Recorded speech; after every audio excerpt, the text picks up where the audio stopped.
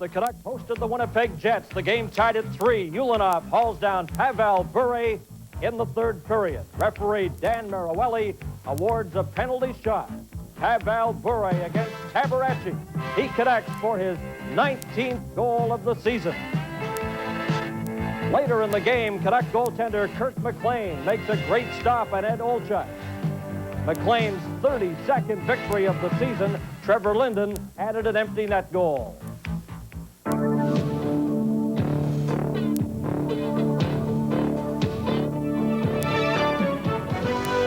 BCTV Sports presents Canucks NHL Hockey.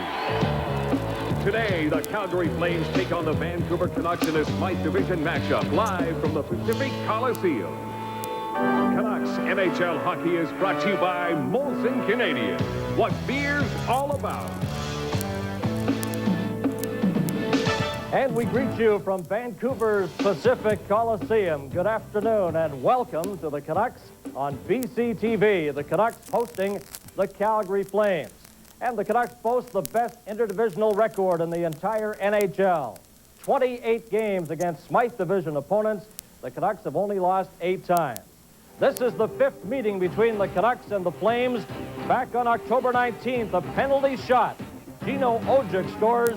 The Canucks won that game 5-2. Then on November 14th, the Canucks at Calgary. Roberts tying goal in the second period, a 2-2 tie. Then on November the 21st, Theron Fleury gets his second goal of the game. This was late in the second period. It was a 3-2 loss as Sweeney scored the winner in the third. Then November the 22nd, Dave Babbage scored his first career hat trick, including the overtime winner.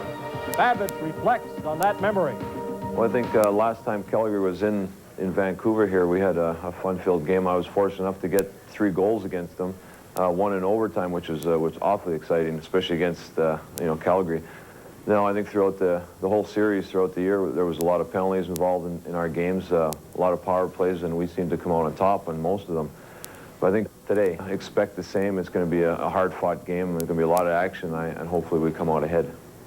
Heading into this game today with 17 remaining, the Canucks lead the Smythe Division with 77 points. The big story, the Calgary Flames are in 5th and about to miss the playoffs. They haven't done that in 17 years. They're in Florida. No question, we've struggled up until this point in the season, and if we win today, it'll be a big boost for our confidence. And it's been physical contest between the two teams, and especially teams have played a big part in each of the games that we played. So when we get our opportunity on the power play, hopefully we can score some goals and get ahead that way. We're all looking forward to this matchup this afternoon at Vancouver's Pacific Coliseum. Other members of our telecast crew, CKNW's Tom Larscheid, and with the play-by-play, Jim Robson. Thank you, Bernie. Well, it's obvious some key Calgary Flames are having an off season. But Tom Larscheid, the Flames are getting a good season out of Gary Roberts. Well, they've talked about the poor drafting of the Calgary Flames over the years. But I'll tell you, they weren't wrong on this guy. He's a blue chipper, leads the team in scoring, has 33 goals this year. He's a +20, a good, hard-nosed, two-way hockey player. Roberts is having a fantastic year. How about their key point men, Suter and McInnes? Well, let's start with Al McInnes. You know, 3 times he was a Norris Trophy finalist. But he won't be a finalist this year. He's having a poor season. He's lost his confidence, hasn't played well defensively. But remember, he still has one of the best shots in the business. Is Pavel going to get a goal today? The Russian Rocket, he's really been great. 10 points in his last 6 games, 3 game winners. Don't see enough of Pavel Bure. He's a beauty. Thank you, Tom Larscheid. Now back to Bernie Pascal. Thank you, Jim and Tom, and it should be an exciting afternoon of hockey here in Vancouver, the Canucks and the Calgary Flames. We have some interesting features coming up throughout our telecast today. In studio, Canucks Ryan Walter in the first period intermission, and a special feature, Red Hot Saves, featuring goaltender Bernie Perron. In the second intermission, Ron Stern of the Calgary Flames join us, and we have a special report on minor hockey in British Columbia. Coming up, the first period face-off between the Flames and the Canucks, live on BCTV.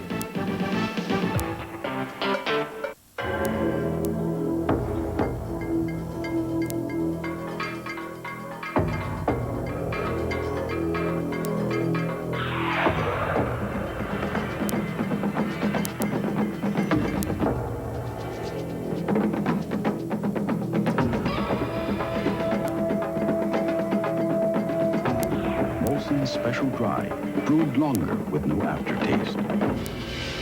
The evolution of beer. Come on, baby, let the good times roll. Come on, baby, let it thrill your soul. Come on, baby, let the good times roll. Roll all night long. Come on, baby, while the freedom's on. Come on, baby, let's have some fun. Come on, baby, let the good times roll. The Great Canadian Casino, open 6 p.m. to 2 a.m. Come on, baby, let the good times roll. Roll all night long. Are they coming back right away with an offer? Surely they must have loved it as much as I do. At RE/MAX, we listen. That's why we're Canada's leading real estate organization. You work so hard at presenting your house. Your agent works hard for you, too. RE/MAX is listening with our quality assurance program and industry first. In my mind, RE/MAX is the best real estate organization in Canada today. If you're buying or selling, call RE/MAX first.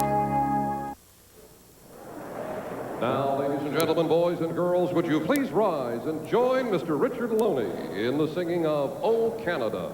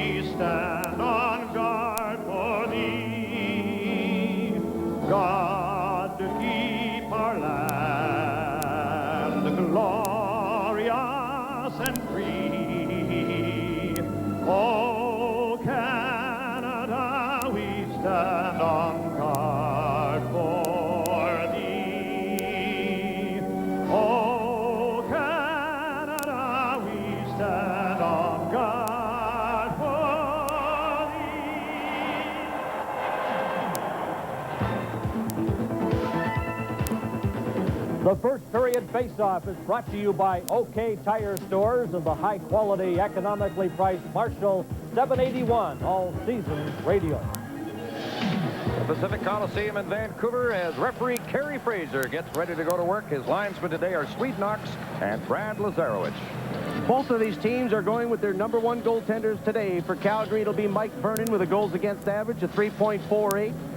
22 wins, 24 losses, and 7 ties. Vernon still looking for his first shutout.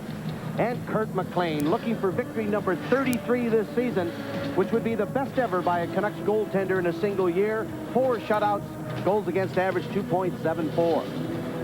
The Canucks are starting Ronning, Sandlak, and Momesso against the big, strong, tough line of Otto, Cruz, and Stern for Calgary, and the Flames get possession off the opening faceoff. Musil dumps the puck in the Vancouver zone. Dirk goes back to pick it up, and icing is called on Calgary as the Canucks start with a defense of Lidster and Dirk, and right away the gloves are off as we have Ronnie Stern and Sergio Momesso getting into a fight during a stoppage in play. They'll probably get misconduct as well as what else they get here. Momesso throwing right hand to the side of Stern's head. Knocks his helmet askew. Stern comes back. Stern, as Vancouverites know, is really tough, but so is Big Serge. Yeah, Stern wants no more of it now, I don't think, but they're still going. Momesso, boy, he's got a short fuse, and he's much bigger than Stern. They're getting tired a bit now. Momesso getting in a couple more right hands to Ronnie Stern. So now they go with Stern on the bottom. Well, Ronnie Stern, a former Vancouver Canuck, he's a real character guy, real tough customer, but he was in a little tough, I think, with Sergio Momesso. I think Momesso probably landed the heavier punches, but it was a pretty good goal between these two guys, and the crowd now is into it already, and we'll take a break to score. The Canucks nothing, the Flames nothing. We'll have more Canucks hockey after this. Your town pump. Major penalties to Stern and Momesso. They are not getting misconducts, which is often the case when a fight breaks out when the play is stopped, but they each get 5 minutes. 11 seconds after the face-off. Stern, Momesso toe-to-toe. Calgary, the most penalized team in the league. Vancouver, the 4th most penalized team in the league. Maybe this is an indicator this is going to be a tough one here today. They've had some rough games already this year. The roughest was the last time they met here, and that was November 22nd when the Canucks won in overtime in a penalty-filled game with injuries and suspensions that came out of that contest. Kerry Wilson shoots the puck in the Vancouver zone. It bounces around behind McLean. Fleury took a hit in the corners. The puck goes back of the net. Lindbergh after it there, trying to come in front. In his first NHL shift along the boards, checked by Larionov. The puck goes back of the net. Wilson kicked it loose. It slides in behind the Vancouver goal. Gerald Diddick puts it off the glass and out. Suter tried to tip it over to Osiki, who chases it back into his own zone as Greg Adams hustles into forecheck. Mike Vernon banks the puck around on the boards as Burry's hit high along the boards. And then he gets in an elbow on Lindbergh as the Flames come to the neutral zone. And there's a lot of early hitting in this game. We played 1 minute and 5 seconds, no score. Long pass on the left wing misses Greg Adams. Might be an icing. Gary Suter back after the puck, and icing is being called on Vancouver. Doug Riseborough, general manager, head coach of the Flames. He's only 37 years old, but the way the Flames have played this season, the guy has to feel like he's about 50 now. Lots of stress and pressure on the young coach these days. Many predicted Dave King, Canada's Olympic coach, would take over from Riseborough, but that hasn't materialized as of yet. But I wouldn't write Riseborough off just yet as a coach. He's a real character guy, and remember, he won 4 Stanley Cups as a player as well. Face off in the Vancouver zone. Flames get the drop. A tee shot goes wide of the net. Michel Petit, an ex-Canuck, on the right defense for Calgary right now as Yanni's the other defenseman. Puck put back in the Vancouver zone deep. Lume took it back of his goal, being bothered as he sweeps it up on the boards for Trevor Linden. Got the puck to Tom Fergus, and the Canucks get out of their own zone. Fergus, a long left wing pass, goes astray as icing is waved off. Petit goes back to the puck. He banks around on the boards as he's hit by Linden. Fergus pinching in, took a hit from Nieuwendyk, and the puck slides in the Vancouver zone. And both teams are intent on playing the body early in the game, as, of course, the tone was set by that fight between Stern and Momesso 11 seconds into the game. Jyrki Lume turns at his own line. Over to Dana Merzen, who shot the puck in deep. It's taken off the end boards by former Hawk Trent Yanni. Cleared the puck out. Doug Lidster shoots it right back in. Just past the 2-minute mark. First period, no score. Team starting to make some changes as Petit feeds it up on the right side to Reichel. Got it to Ranheim as Reichel was taken in on the boards by Jimmy Agnew. Oh, a heavy hit along the boards in the Vancouver zone as Nedved was knocked down. Now the gloves are off here as we've got Berube fighting along the boards with Dirk, Robert Dirk, and Craig Berube, a couple of more heavyweights. Berube, big and strong. In fact, they're both about the same size. Trying to get some swinging room now at long range, and they let go their grip, and now they're standing at long range, and in they come again. So far, no telling punches, but a lot of effort. Berube gets a couple of right hands to the side of Burke's head, and they're up against the glass deep in the Vancouver zone. They're both looking tired as the linesmen move in. Well, what precipitated this altercation was a great hit by Berube on Peter Nedved, and Robert Dirk coming in for his smaller teammate. And we'll take another break. The score, the Canucks nothing, the Flames nothing. We'll have more hockey action in a moment. Kellogg's Honey Nut Corn Flakes. The trouble is, they taste too good.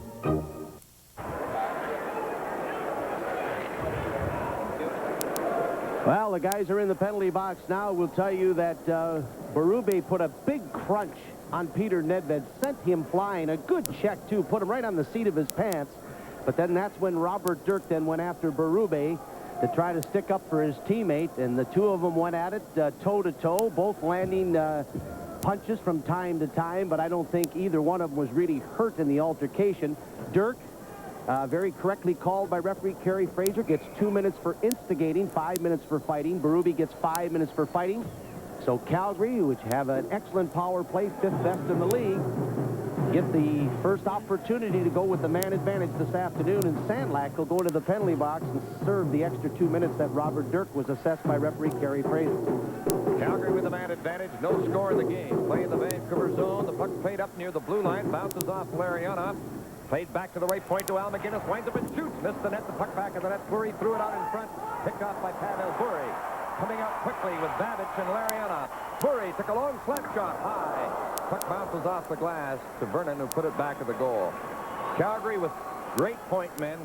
Al McInnes and Gary Suter. As they come to center, McInnes gave the puck to Suter, who shoots it in, but the play is offside. Pavel Burry has just been red hot. The Russian Rocket, easily the most exciting player maybe the Canucks have ever had in their history. Fans love him. Media love him. Broadcasters like him. He's on a 6-game scoring streak. Burry has an excellent shot. If there's one criticism, though, his accuracy, I don't think, is what it should be. He has a tremendous slap shot. He has scored 7 goals in his last 6 games, and 3 of those have been game winners for the Canucks. 35 seconds gone, and the minor penalty to Dirk that has Calgary on this power play. Al McInnes brings the puck up the middle. Carries to center. Passing on the right side at the Vancouver line. It tipped loose to Makarov. Plays it rink wide in front. Tip in front of there. The backhander shot by McLean. Big save off Kerry Wilson by Kirk McLean. The first real test on either goaltender. Suter left side at center. His pass tipped off Larionov's stick, and the puck is rolled down the ice. Now the Canucks make changes in their penalty killers as out comes Lume, Merzen, Fergus, and Linden. 52 seconds left in the Calgary power play. Al McInnes, who has 39 points in the power play this season, on the left boards to Suter, who brings it in, but they're offside at the Vancouver line. Well, I think with Al McInnes and Gary Suter, the Flames are very fortunate to have 2 very skilled, talented point men. Gary Suter has had a decent season, certainly not a great one, and the same is true of Al McInnes, too. These 2 big guys are a little underachieving this season, and that's one of the reasons that Calgary is in 5th place in the Smythe Division, fighting like the Dickens just to try to grab a playoff spot in April. 43 seconds left in the Vancouver penalty. Play in the neutral zone. Calgary in possession. Petit to Reichel. Shot the puck in. Lume picked it up back of his goal. Gets room to clear it all the way down the ice. Mike Vernon out of his goal to handle the puck. Leaves it for Michel Petit. Petit starting a rush. Excellent skater through the middle to center. His pass intercepted by Lume, and he cleared the puck to the neutral zone and hit the official along the boards, and it's turned over. In comes Nieuwendyk coming in on Lume, who took him to the ice. The puck goes back of the net. Lume picks it up on the end boards with a little room to move it, slides it to the line, and it's kicked down the ice by Tom Fergus. And the penalty is just about over as Sandlak is preparing to come out after serving Dirks Minor. And the Canucks are back at full strength, so Calgary's 0 for 1 on an early power play. Otto into the Vancouver zone, put the puck in deep. Sandlak got back to it near the corner, banks it off the boards as he's hit. And Doug Lidster takes the pass, comes out now to Ronning, quickly into the Calgary zone. Ronning holds up inside the line, shot. Vernon easily turned out his side, and Ronning was decked by Suter after he shot the puck. Babbitt shot on the left point, it tipped off the stick. Running shot deflects high. Puck goes to the boards. Otto chips it off the boards and out. Lidster got back to it, gives it to Sandlak. Back to Lidster in the Vancouver zone, to Ronning, turning at the Canuck blue line. Now to Babbage. Dave Babbage backing up, hands the puck off. Otto's stick was almost a steal. Now Greg Adams on the left wing at center. Coming in on Osiki. Drop pass to Ronning. Ronning is turning inside the blue line with the puck. Slides it on the left boards to Sandlak. Out to Diddick. Put it to the corner. Picks it up. Centered it. It's blocked in front of the net. Kept onside. Sandlak shot. Almost handcuffed Vernon, but he came up with it. Another fight. We got Cruz against Sandlak. Oh, is this going to be a rough afternoon for Kerry Fraser? Now, this Cruz kid is tough, but Sandlak throws him to the ice in a wrestling hold. Cruz from Merritt, British Columbia. His parents from Chilliwack are here to watch, but right now their son is on the bottom after a brief fight with Sandlak.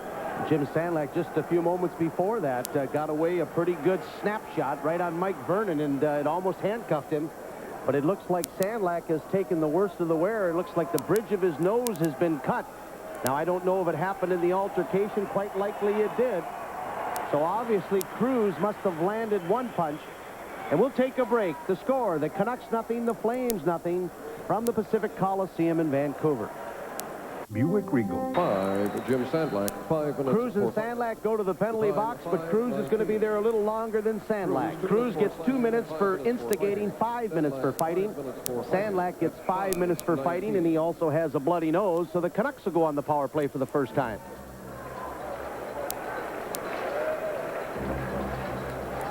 Actually, I think they gave him 2 minutes for slashing. Cruz gets 2 minutes for slashing, not instigating. So 2 plus 5 is 7. Sandlak 5 minutes for fighting. So Vancouver gets the first power play opportunity in the game. And we've only played 5 minutes and 19 seconds, and we've already had 3 fights and 34 minutes and penalties. Maybe they'll get it out of their system. We'll hope so. Puck slides into the neutral zone. Babich going back after it.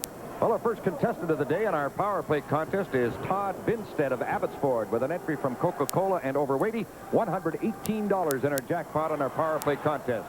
Kerry Wilson has the puck for Calgary. Shot it wide of the Vancouver net. And it's tipped in back of the net. Picked off there by Pavel Bure, starting a rush out of his own zone. His pass for Larionov, picked off by Wilson. He tried to center it. It's tipped away from in front of the net. A lot of early ice time for Chris Lindberg, wearing number 32 in his debut with the Flames, just back from the Olympics. Try to center the puck. It's knocked away, and Larionov gets control in the Vancouver zone. 6 minutes gone. First period, no score. Larionov with the puck at center, shot it in. Back forward is Ronnie Stern. Rattles it around on the boards. It's blocked at the line. Now brought off the boards by Greg Adams, making turns in the Calgary zone. He's out near the left point with the puck, being slashed by Otto, working towards the goal. Put it in back of the net. Set it for Adams, and he fanned on the shot as Larionov centered it from back of the net. Nice give and go. And Larionov and Adams have worked that very successfully most of this season. Trevor Linden rushes to the Flames zone. Trevor Linden.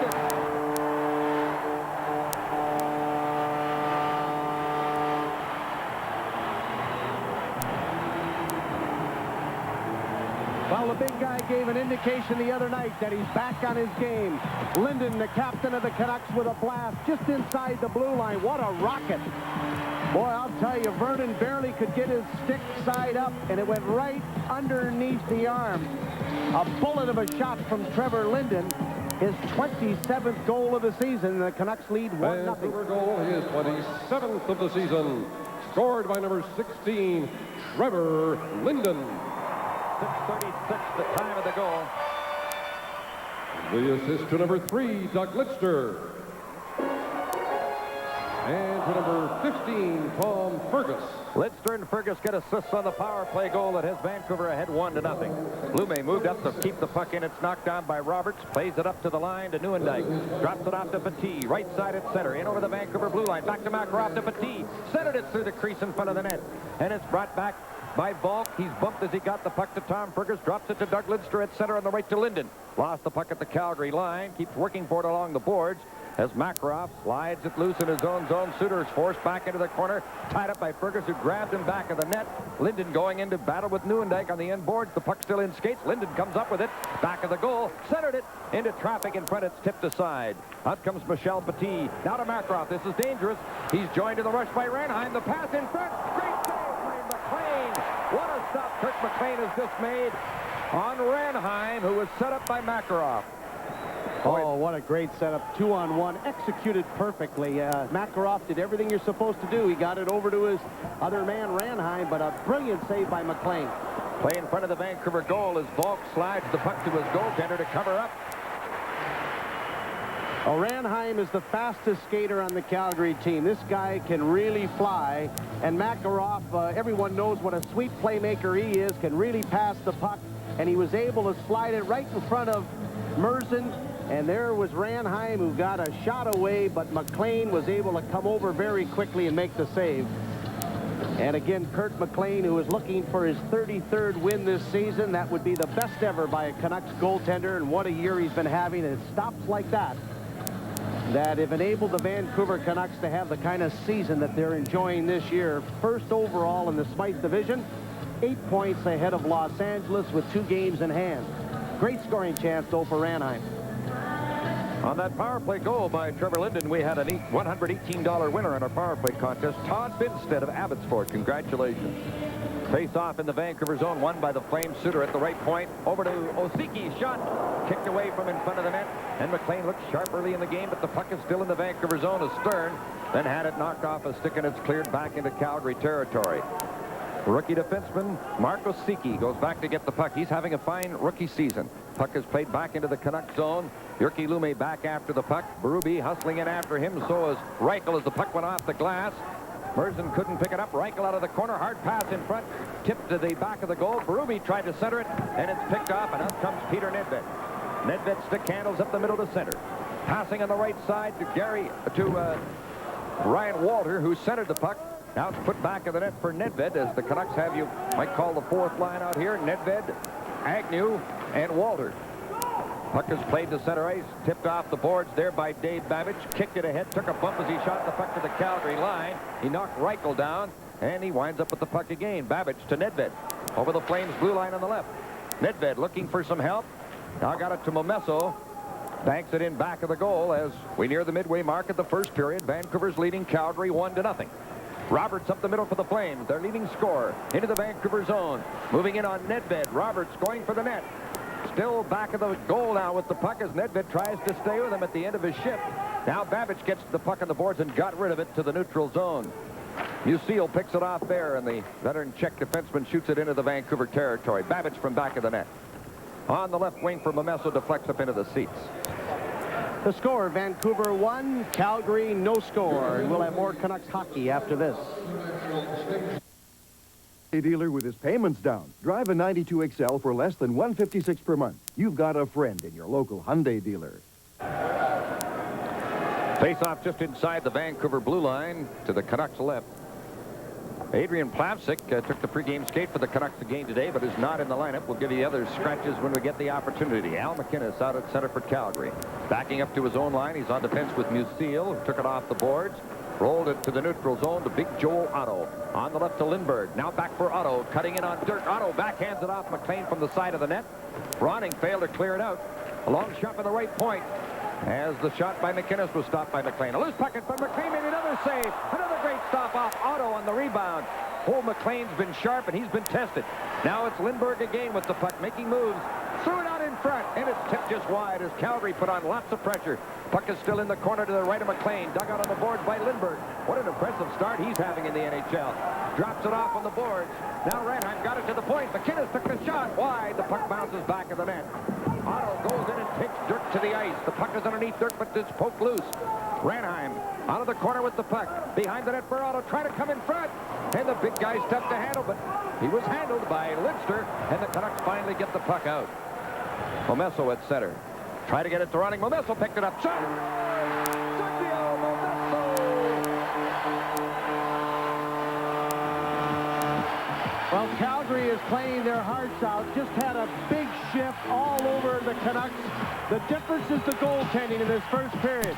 McLean has stopped everything. Mike Vernon now has let in two suspects' goals.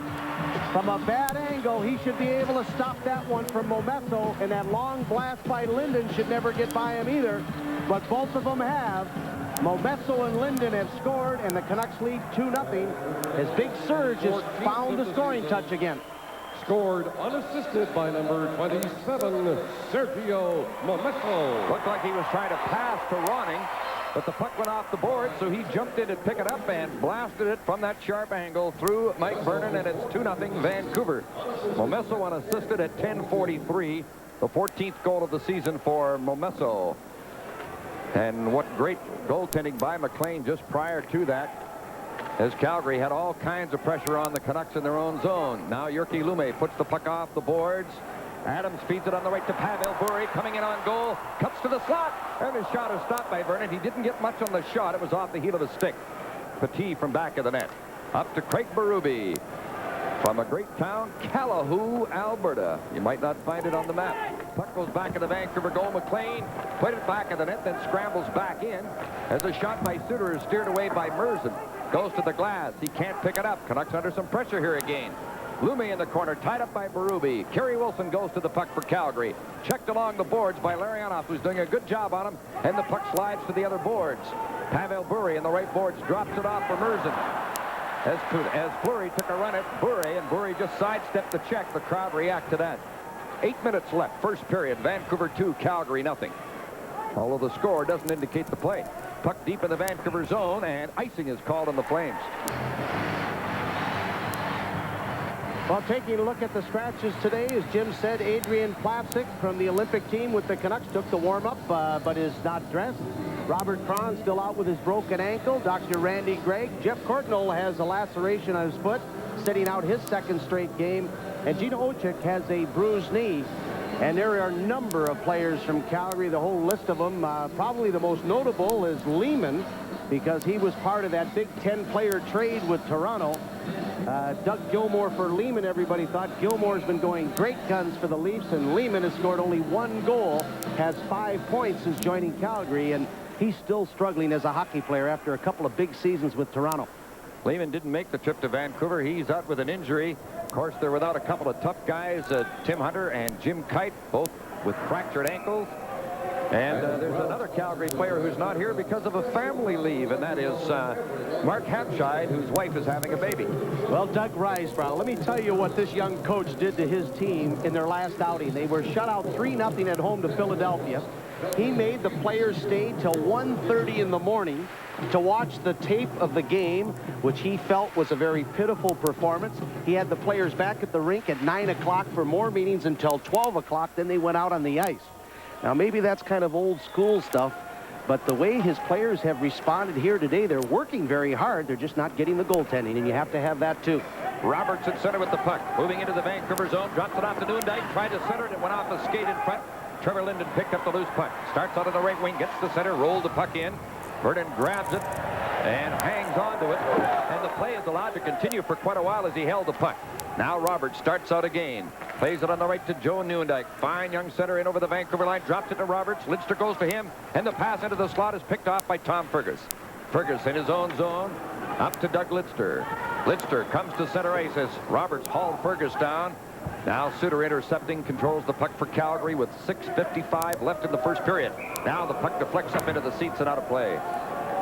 6:54 remaining the score. The Canucks 2, the Flames nothing. NHL hockey continues in a moment. Now listen, Coach. Nobody. Well, we've been a little critical of Mike Vernon here in this opening period, allowing those 2 goals, maybe goals that we think should have been stopped. But the little guy has 160 wins over the last 5 seasons, and that's tops in the NHL. Nedved at center with the puck. Plays it on the left wing for Jimmy Agnew, who dumps it in deep. Al McInnes picked it up for the Flames and starts a rush the other way.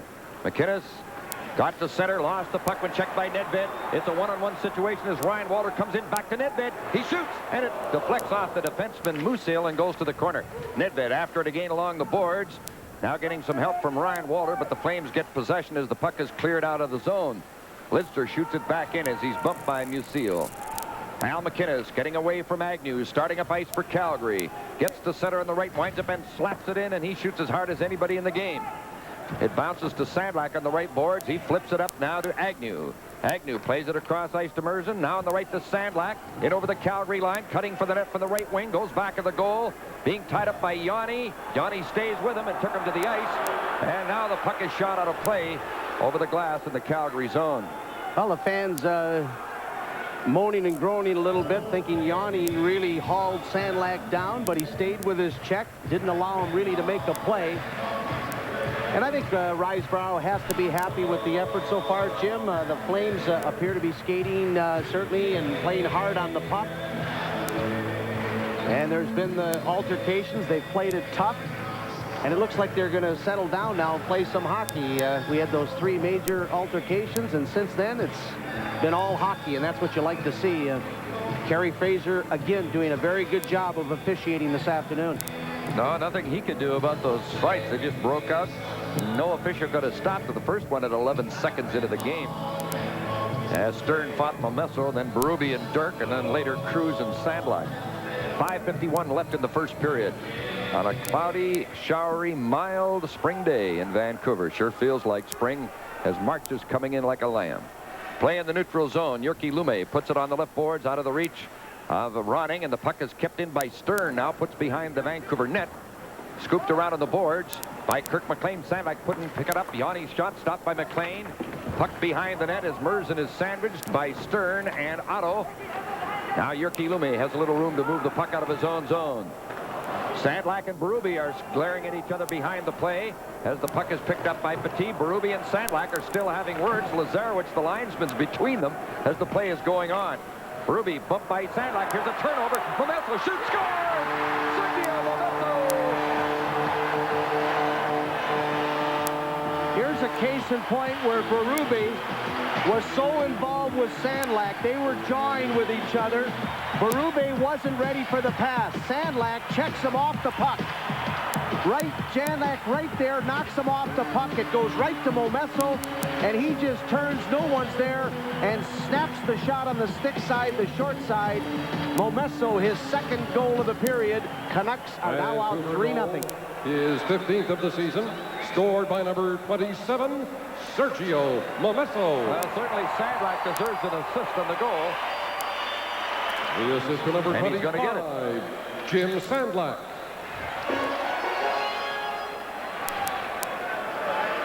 They put up on the scoreboard unassisted, but they announced the assist, which was deserved. Adams is tripped up in front of the Calgary goal, and Theron Fleury gets the puck, slides it out to the neutral zone.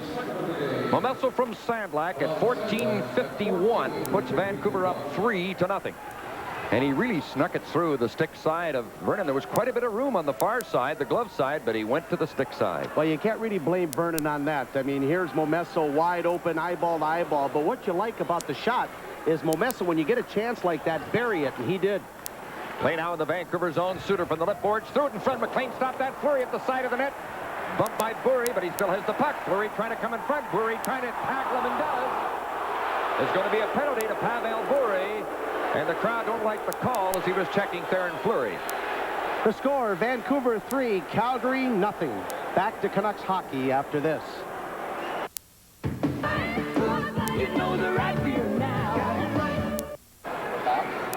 Well, there's going to be no Lady Byng trophy for Pavel Bury the way he's going. That's 4 penalties now in 2 games as he's assessed 2 minutes for hauling down Fleury. A little guy holding is the call. So Calgary's on the power play for the second time. And it really was a tackle by Bury as Fleury was a threat to come up from behind the net. Well, Fleury has got those quick moves, much like Cliff Ronning, and he's very strong on his skates. And Pavel Bury had to put the clutch on him, and referee Kerry Fraser thought it deserved a penalty, obviously. Play deep in the Vancouver zone. Linden got the puck, and he flipped it high off of Fleury, and it bounces to the neutral zone. 4 minutes left in the first period. Vancouver's leading 3-0, although outshot 8-6. Calgary on the power play as Yanni carries to center. Shot the puck in. McLean stopped it back of his goal. Puts it to the glass, but not out. It's tipped along the boards, rolled to the point, and Yanni is able to keep it onside at the left point. Puts it down in the left corner to Reichel. The young check back to the point to Yanni, to the right point to McGinnis. There's his shot. Bounces off Nieuwendyk wide of the net. Puck on the inboards. Nieuwendyk to Theron Fleury out of the left corner. Back to the left point to Yanni. Over to the right point to McGinnis. His shot hit Fergus. Puck bounces to the boards. Controlled there by Reichel. Coming off the right boards. Winds up and shoots. It's blocked by Dirk. Dirk goes after the puck. Can't come up with it on the boards. Now it's to Fleury. To the left point to Yanni. Shot. McLean stopped it with his skate. It might have been going wide, but he came up with the puck. Boy, he looks sharp, though. McLean, cat-like reflexes, kicking out that right leg, getting the toe saved off Yanni from the left point. McLean is just having one of those phenomenal seasons. Fleury started in the corner, right back to Yanni, and he one-timed it. And I agree, Jim, I don't quite think it was on target. I think it had been a little bit wide, but the goaltender doesn't know that. He has to react to the shot. And McLean, who said to you yesterday he wasn't pleased with his performance against Winnipeg the other night, boy, I'll tell you, he is focused here this afternoon against Calgary. Looks very sharp. And they did not credit Calgary with a shot on goal in that last one, but it was awfully close to the post, and McLean was very quick to stop it. As the puck is now cleared back into Calgary territory, 49 seconds left in Pavel Bury's penalty. 3 minutes remaining in the first period. Vancouver leading 3-0. On the goals by Trevor Linden on a power play, and 2 by Sergio Momesso. Suter over to McGinnis, who's playing the full 2 minutes on the power play, as he frequently does. Now up to Makarov. Right side at center, into the Vancouver zone. Stops inside the blue line. Rink-wide pass to Suter. Threw it out in front, and it's tipped away, and there was Roberts all alone in front of the net, and he didn't get a good shot away, and he was unchecked in front of the goal. Now Roberts from the left corner, working in front, played it back to McGinnis. Shot. McLean just got a piece of that one. Went off his skate. Suter at the left point. Winds up, shoots, and it stopped the game and turned to the corner. Again, the Flames get possession. Wilson to Suter, to the right point to McGinnis. McGinnis back to Suter. Suter being hurried. Slides a nice pass on the left to Kerry Wilson. Wilson as the Canucks penalty expires. Took a shot. Oh, and off McLean's hand. It was going wide. The puck back in the net to Roberts. He's bumped by Burry. Merzen got the puck off the boards. He's tired at the end of a shift. Can't get the puck out. It's still in the Vancouver zone. Now Ryan Walter is able to bring it out. Took quite a hit at center ice as he was hit by Wilson. And Roberts then elbows Volk, and it's getting rough in front of the Calgary bench as the puck is shot into the Vancouver zone. And there's going to be a delayed penalty called on Calgary. And here's the stoppage in play with 1:44 left in the period. An elbow being called by Kerry Fraser. And I think it's going to be Big Otto, too, who's going to take it. Didick, I think, kind of gave him a little bit of a stick, but they never see that. They see the retaliation. So the 6'4", 220-pound, no, it's Suter. I'm sorry, excuse me, it isn't Otto. It's Suter who's going to get the penalty for the elbow. Calgary penalty for number 20, Gary Suter, 2 minutes for elbowing. The time 18:16. There was a lot of confusion at the Calgary bench. A change was going on, and Didick went right into all the traffic there, and I thought something was going to break out. Well, Calgary had excellent offensive pressure on the Canucks on that power play advantage. Vancouver's penalty killing has been dreadful of late. In fact, they've given up a power play goal or more in 12 straight hockey games, but their penalty killing looks good here today because Calgary, who have a very good power play, are 0 for 2 this afternoon. So much of that depends on sharp goaltending, and McLean is sharp. Our contestant this time in the power play contest is Nancy Ricketts of Kimberley, BC, with an entry from Cheerios and overweighty $98 in the jackpot. Canucks are 1 for 1 on their power play as Babbage brings the puck in. Larionov along the blue line, misses Greg Adams with a pass. Yanni goes to it in the corner, hands it to Didick along the right boards, goes down in the corner, drops it off there to Pavel Bure. Now to the right point where Larionov had filled for Didick.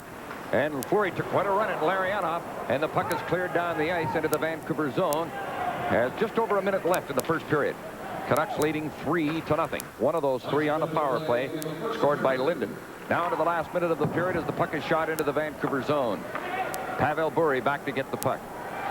Slides it now to Jyrki Lumme, and I was watching the hit by Ronnie Stern on Bure. They're really headhunting on Bure. He goes back at Stern as the puck goes back into the Vancouver zone. Bure looked to the referee after that shot by Stern in the Vancouver zone. This is what you have to love about Pavel Bure. You know, he's got a little mean streak himself. No one pushes this guy around. You know, for a player from the Soviet Union. Ronning in the slot, took a shot that was blocked by Osiki, and he covers up the puck to stop the play. You know, he will not be intimidated. You'd think that Pavel Bure grew up and played his junior hockey in the Western Junior League, the way he protects himself. And Bure came right back at Ronnie Stern. And I tell you, he threw everything at him. Stern just moving the puck, and oh, I'll tell you, if Stern doesn't move right at the last second, he is leveled with a good shoulder check by Bure. You know, watching Bure, the way his eyes sparkle and that smile, he just loves to play this game. I guess if a guy was ever born to be a professional hockey player, Pavel Bure is that man. And you mentioned learning to play in the Western League. Of course, his kid brother is playing in the Western League with Spokane. Yeah, Valari. Now there's 24 seconds left in the first period. Canucks win a draw in the Calgary zone. Lumme at the right point on the right boards to Momesso in front for Ronning. It bounces off Sandlak, stick near the side of the net. Ronning has the puck now, coming off the end boards, in back of the goal, making turns away from Musil. Tried a pass that was blocked by Musil, scoops the puck into the corner. Lidster kicks it around on the boards. 6 seconds left in the period as Ronning took a hit from Musil back of the net, and Osiki is able to clear the puck, and it goes all the way down the ice onto Kirk McLean as the period comes to an end. Well, it's been a long time since the Vancouver Canucks on home ice have really jumped on an opponent the way they have this afternoon against Calgary. A good period for the Canucks in the fact that they were able to score 3 goals, and also an excellent period for goaltender Kurt McLean because he stopped all 10 shots the Flames directed his way in the opening 20 minutes. 2 by Momesso, 1 by Linden. So the score after the first period: the Vancouver Canucks 3, the Calgary Flames nothing. The top. Checkmate.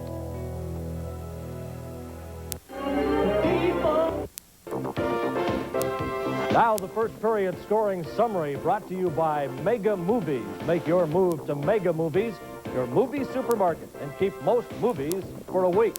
The scoring, all Vancouver in the opening period. Trevor Linden's 27th, Then a pair of goals by Sergio Momesso is 14th and 15th on the year. The Flames out shooting the Canucks in that opening 20 minutes of play. And here at Vancouver's Pacific Coliseum, alternate captain of the Canucks, Ryan Walter, joins us in our intermission studio. And Ryan, the tempo was set early. A tough game for a referee with 3 quick fights. I guess you knew it was going to be a physical game against Calgary. Yeah, we did, Bernie. I think Calgary is struggling, or they seem to be struggling right now, at least in the wins column. And we knew they were going to come out and try and bump us and play physical. That's the game they try to play against us most nights. Ryan, this is your 14th season in the National Hockey League, and a lot was made of the move from the Montreal Canadiens to Vancouver.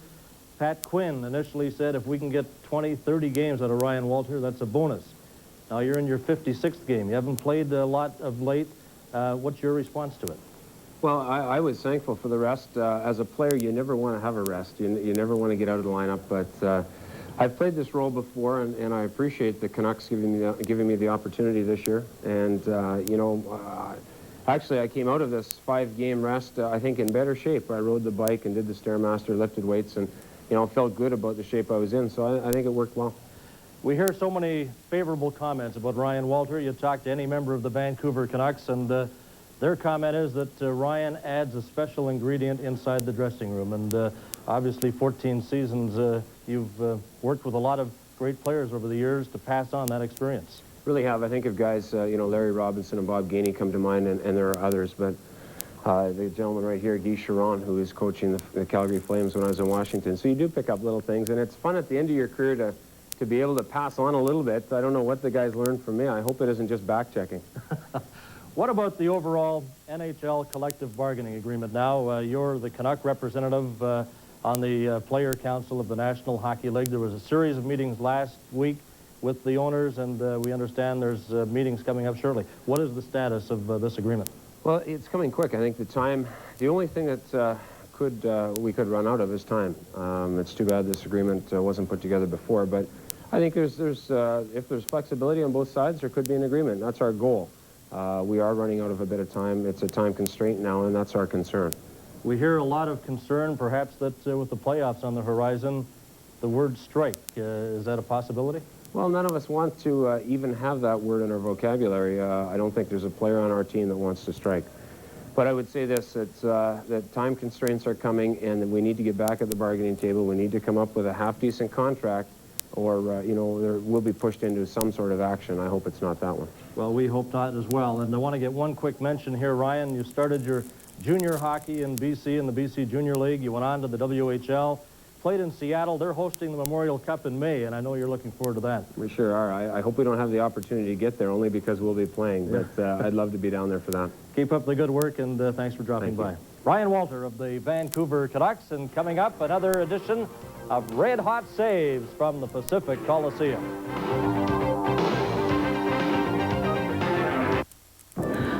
Get speedy. You're a somebody. A pair of goals by Sergio Momesso and the other by Trevor Linden. The Canucks leading the Calgary Flames 3-0. Goaltending has been the big story here. Kirk McLean has been exceptional. And speaking of great goaltending, Bernie Perrott is our subject. 25 years of red-hot saves. Tonight, textbook goaltending by Bernie Perrott. Brought to you by Dirt Devil. Quality vacuum since 1905. Ready for the perfect... In the early 70s, the Philadelphia Flyers concentrated on building a defensive unit. A key element to their success proved to be netminder Bernie Perrott. He turned pro in 1965 with the Boston Bruins, then went to Philadelphia in the 1967 expansion draft. After brief stops in Toronto and then the WHA, Perrott returned to the city of brotherly love, this time for good. The Flyers became the most respected and hated team. With Bernie Perrott in goal, they were unstoppable, winning 2 Cup championships in '74 and '75. Perrott's superlative playoff work earned him MVP awards in both those years. Unfortunately, an eye injury prematurely ended Bernie Perrott's playing career in 1979. 25 years of red-hot saves. When you see dirt, see red.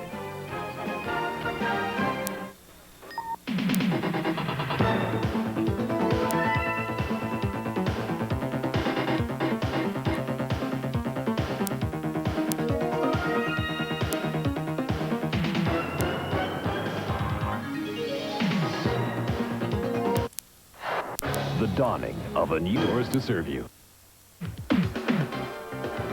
We hope you're enjoying the game this afternoon, and we invite you to join us for our next telecast on Check 6 television. This Thursday, a 4:30 start, the Canucks playing the Bruins from the Garden in Boston, live on Check 6. Upcoming games on CKNW 98, St. Louis Blues on the 2nd, Boston, and the Hartford Whalers. Now, the NHL scoreboard is brought to you by your local bottler of Coca-Cola Classic. And the Boston Bruins have defeated the Washington Capitals. Barry Peterson among the goal scorers, and Poulin, who is back for his second game after sitting out most of the season with a stomach injury, among the goal scorers for Boston in that one. Edmonton playing the Jets, and Edmonton has defeated Winnipeg 4-2. Mellanby, Simpson, McIver, and Bernie Nichols scoring the goals for Edmonton. And there's action in San Francisco, and it's been great goaltending at the Cow Palace this afternoon. Hextall makes a save off Steve Bozak, and San Jose goaltender Jeff Hackett on the power play, a save off Lamakin.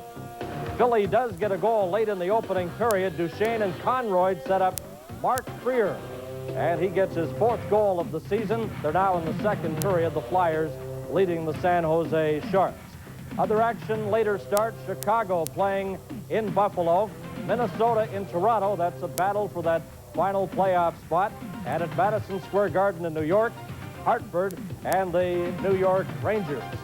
The big story here this afternoon has been goaltending. Kirk McLean continues his impressive play as the Flames outshot the Canucks in the opening period here in Vancouver. Vernon perhaps a little shaky on 2 of the 3 goals scored by the Canucks, as Momesso has a pair and Trevor Linden scoring the other goal for Vancouver. Well, the teams are just returning to the ice, and we'll be back with the 2nd period play-by-play live on BC TV.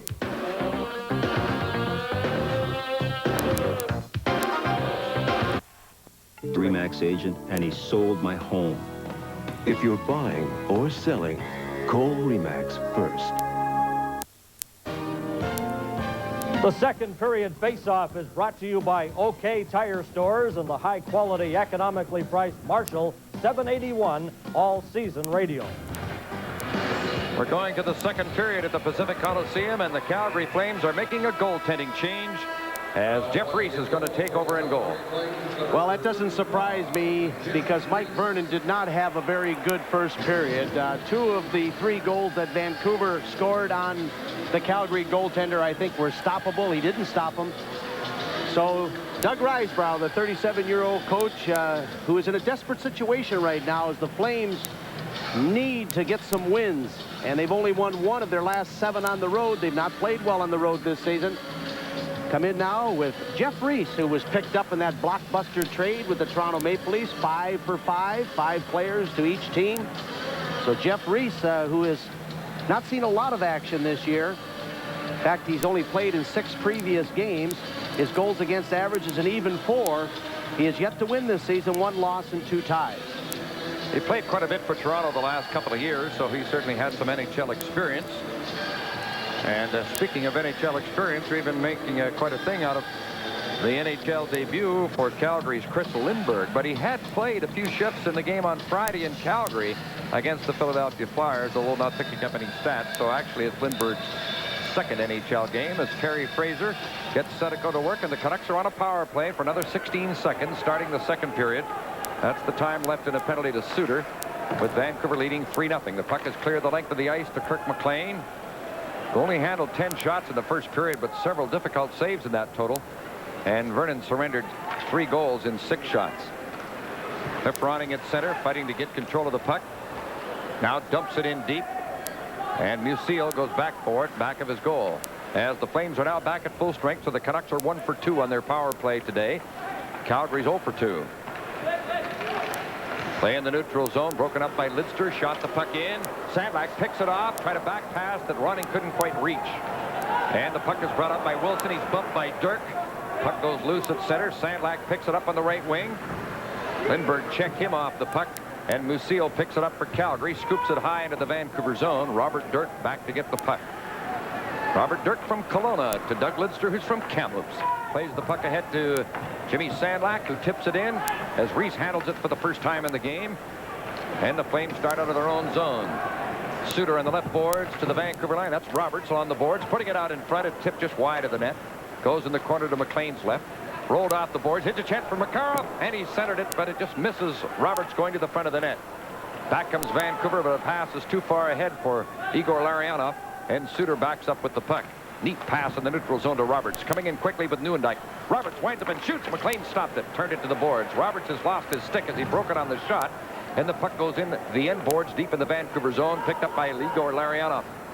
Larionov down the right boards to center. In on the Calgary defense. Flips a pass intended for Adams. It hopped away from him. And Makarov starts back up to Reichel. Moving in on Babbage. Reichel shot. McLean stopped that. And the Canucks are so confident in McLean, they just say, go ahead and take the shot from that angle. And he handles them. Back comes Greg Adams in the left wing. Makes a move to the inside. Right in. Oh, good save by Reese. And there's going to be a Calgary penalty as Greg Adams was hauled down. We'll take a break with the score. The Canucks 3, the Flames no score. This is NHL hockey from Vancouver. Well, obviously, Michel Petit hasn't watched a lot of tape on the Vancouver Canucks, because if he did, he knows Adams has one move when he comes in like that, and that's it. He likes to put the puck between the legs of the defenseman, pick it up on the other side. He was successful in doing that on Petit, and then Petit had no alternative. Once Adams got position in front of him, he had to haul him down. Petit for holding is the penalty, as a long shot from the right point is blocked into the corner. Now it's back to Lume at the right point. Moving in, took the shot, kicked out by Reese. Lidster in deep, puts the puck to the corner. Behind the net now to Bure. Try to get it to Larionov. It's back to Bure, who hurries his pass. Lidster putting it back into the corner. Now it's Bure back of the net with the puck. Plays it to the right point to Lume. Back to Pavel Bure in front for Adams. Couldn't get a shot. Plays it out now to Lume at the right point. Over to Doug Lidster at the left point. Left boards to Igor Larionov. Plays it now to Adams in the slot. Couldn't get a good shot as he was checked by Otto. And Yanni gets the puck for Calgary and clears it high all the way down the ice. Our contestant on the power play contest is W. Alis of Kelowna, with an entry from Kleenex and Save On Foods. $108 in the jackpot. Here's a turnover in the Vancouver zone. McLean has to make a save on Lindbergh's long shot, and McLean lost sight of the puck after he stopped it. Now Fleury is able to play the puck back to McInnes, who cleared it down the ice.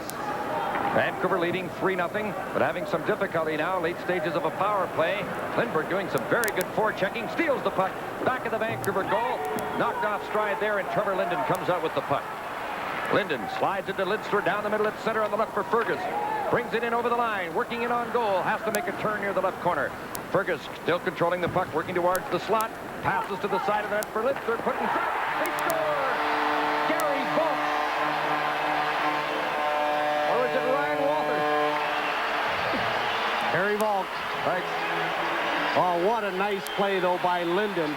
Trevor Linden gave Fleury the raspberry, still giving it to him because Fleury earlier had bumped Linden off the puck.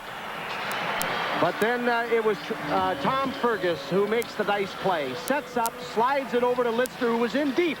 And there was Volk all alone, and he was able to snap it home. As Frank Musil was out of position, he did not stop the pass, the goal mouth pass, and Volk notches his 6th goal of the season. Gary Volk. 3:31, the time of the goal.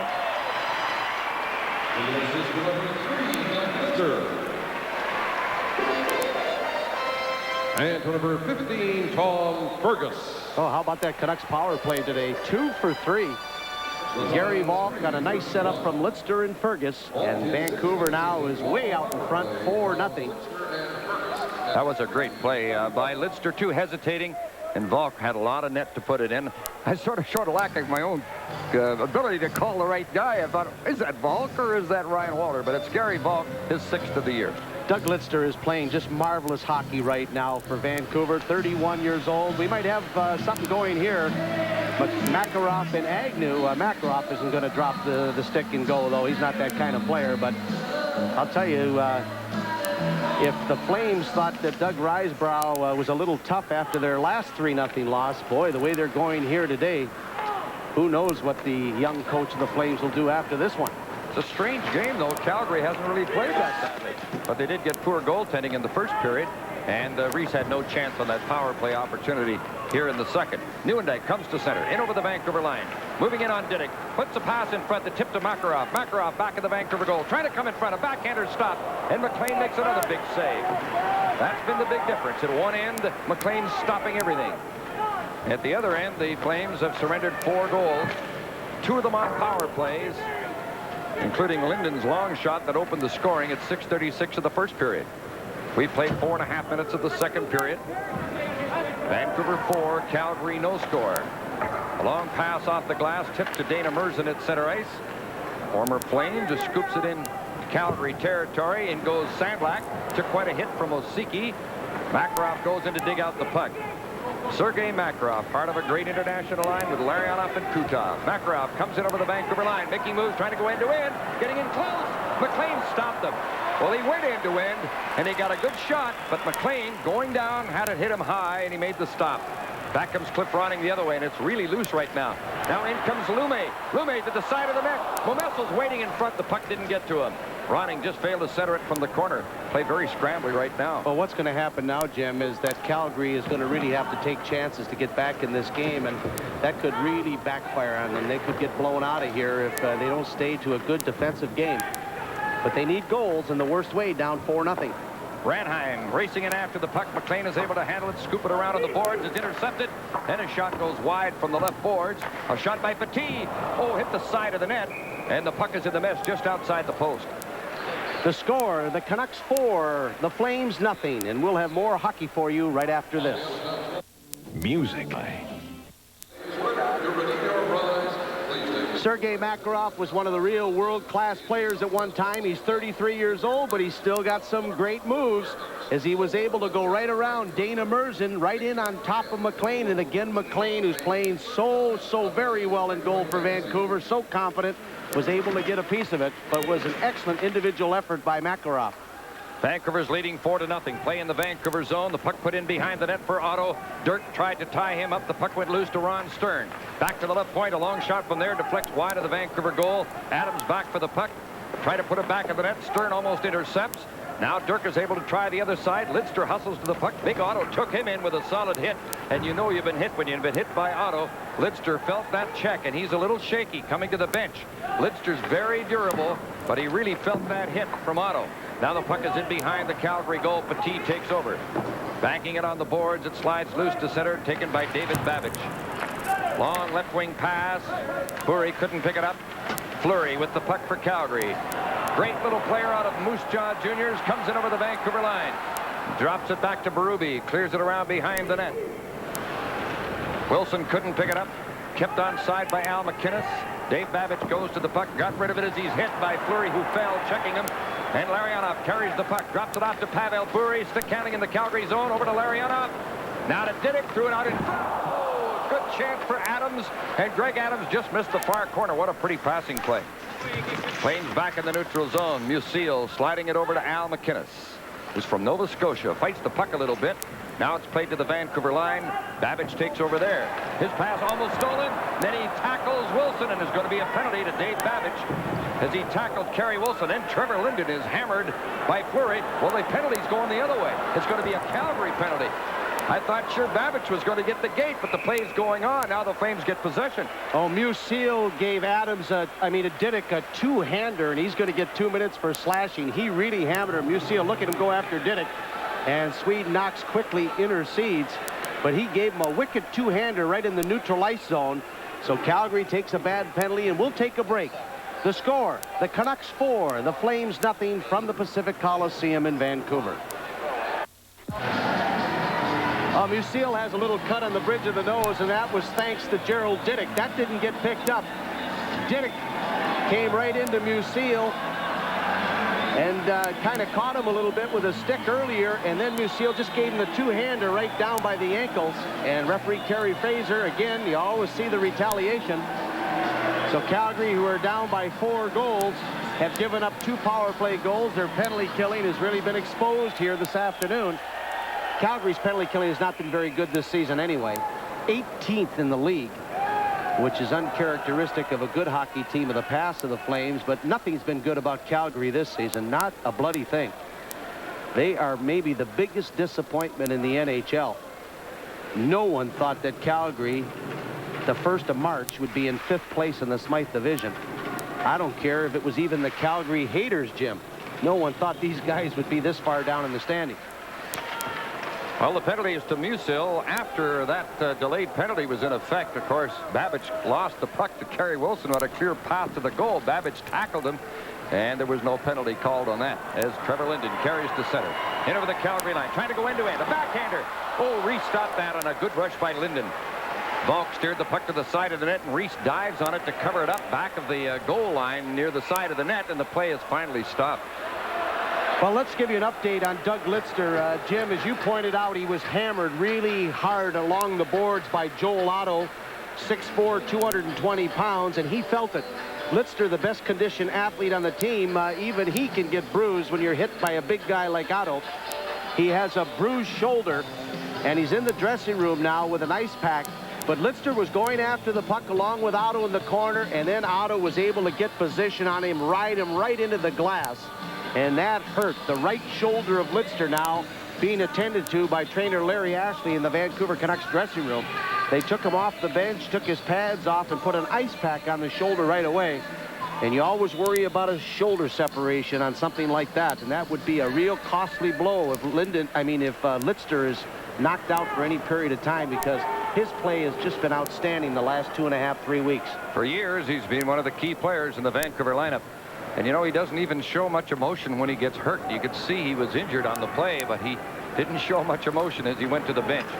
Jyrki Lumme rushing with the puck, drops it off the Volk. His shot hit the base of the goalpost. Puck bounces around to the right boards to Nedved.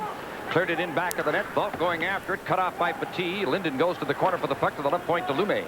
Canucks on a power play. Now Linden on the left boards with the puck, working towards the point. Now on to Lumme, shot into a crowd in front. Puck is still in skates. Fergus tried to pick it up and couldn't, and it flipped to the neutral zone. Our contestant this time on the power play contest is going for $98. Mr. Lou Kaman of Nanaimo with an entry from McCain's Juice and Overweighty, $98 in the jackpot. We had a $108 winner from Kelowna, W. Ailis, for the last power play goal by Gary Volk. Linden carries deep into the Calgary zone with 26 seconds left in the Flame penalty. Nedved put it back towards Linden. Now Momesso knocked off the puck. It's taken back of the net by Osiki. Got it off the glass, but not out. Now it's brought up by Fleury. 2-on-2 with Lindbergh. Into the bank to the zone. Fleury trying to go through the middle. Failed to get through. Lost the puck. And it goes into the corner. Fergus comes up with it there. Behind the net to Peter Nedved with the Calgary penalty just about over. A bad pass by Nedved, forcing Fergus back, and he's able to just get the puck out to center ice as Calgary come back to full strength. So the Canucks are 2 for 4 on their power play this afternoon and leading 4-0. Momesso going for the hat trick. Wrist shot blocked by Osiki. Ronning jumping on the puck near the corner. Put it back of the net. Slides into the corner. Momesso barging in there after it. Takes a hit as he puts it back of the net to Ronning. He's checked by Reichel. Puck came up on the boards and out. Diddick back after it. Plays it across to Babbage. It's been a fine defensive pair for the Canucks all season. Momesso throws a solid hit on Makarov as right in front of the Vancouver bench, and then Momesso goes to the bench on a change. Here's a rush for Calgary into the Vancouver zone. Makarov with the puck, put it in front. McLean kicked it aside. And Dirk got away with a hook in front of the net. And here's another pass in front, tipped away by Greg Adams to Sandlak to Ronning. There at the end of a long shift. Ronning controlling the puck, brings it in over the line, turns inside the blue line, tied up by McInnes. Sandlak trying to keep the puck in. The Canucks trying to complete a change, but can't. And here's Ranheim coming in on the right wing. Has to leave the puck. He's at the end of a shift, and the puck tipped into the corner. And back for it is Dana Merzen. To Dirk. His long pass goes the length of the ice. Bure racing after it. Going back of the goal, pokes the puck to the corner. It's being called an offside pass, and that'll stop the play. The score, Vancouver 4, Calgary nothing. And we'll have more Canucks hockey for you right after this. Return.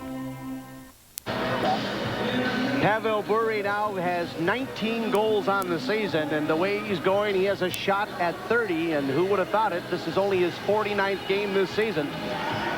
But as we told you earlier, he has points now in 6 straight games, and 7 of those are goals of the 10 points he's accumulated in that span. Lume stick handling in front of his own goal. Got the puck to the neutral zone, where it's knocked down by Wilson. Hands it away to Lume. Lume coming into the Calgary zone. Drops it off to Greg Adams. Back to Lume in the slot. Passes it out. Bure centered it. Oh, Larionov just missed it. And he had an open side to tap it in. Great passing. Now to the corner. Bure working to the front of the net. Shot. Stop. Larionov gets the rebound near the left corner. Drops it off for Bure. He's having a spectacular shift. Now he's chopped down by Musil and looks to the referee as the play goes on. Kerry Wilson at center with the puck for Calgary.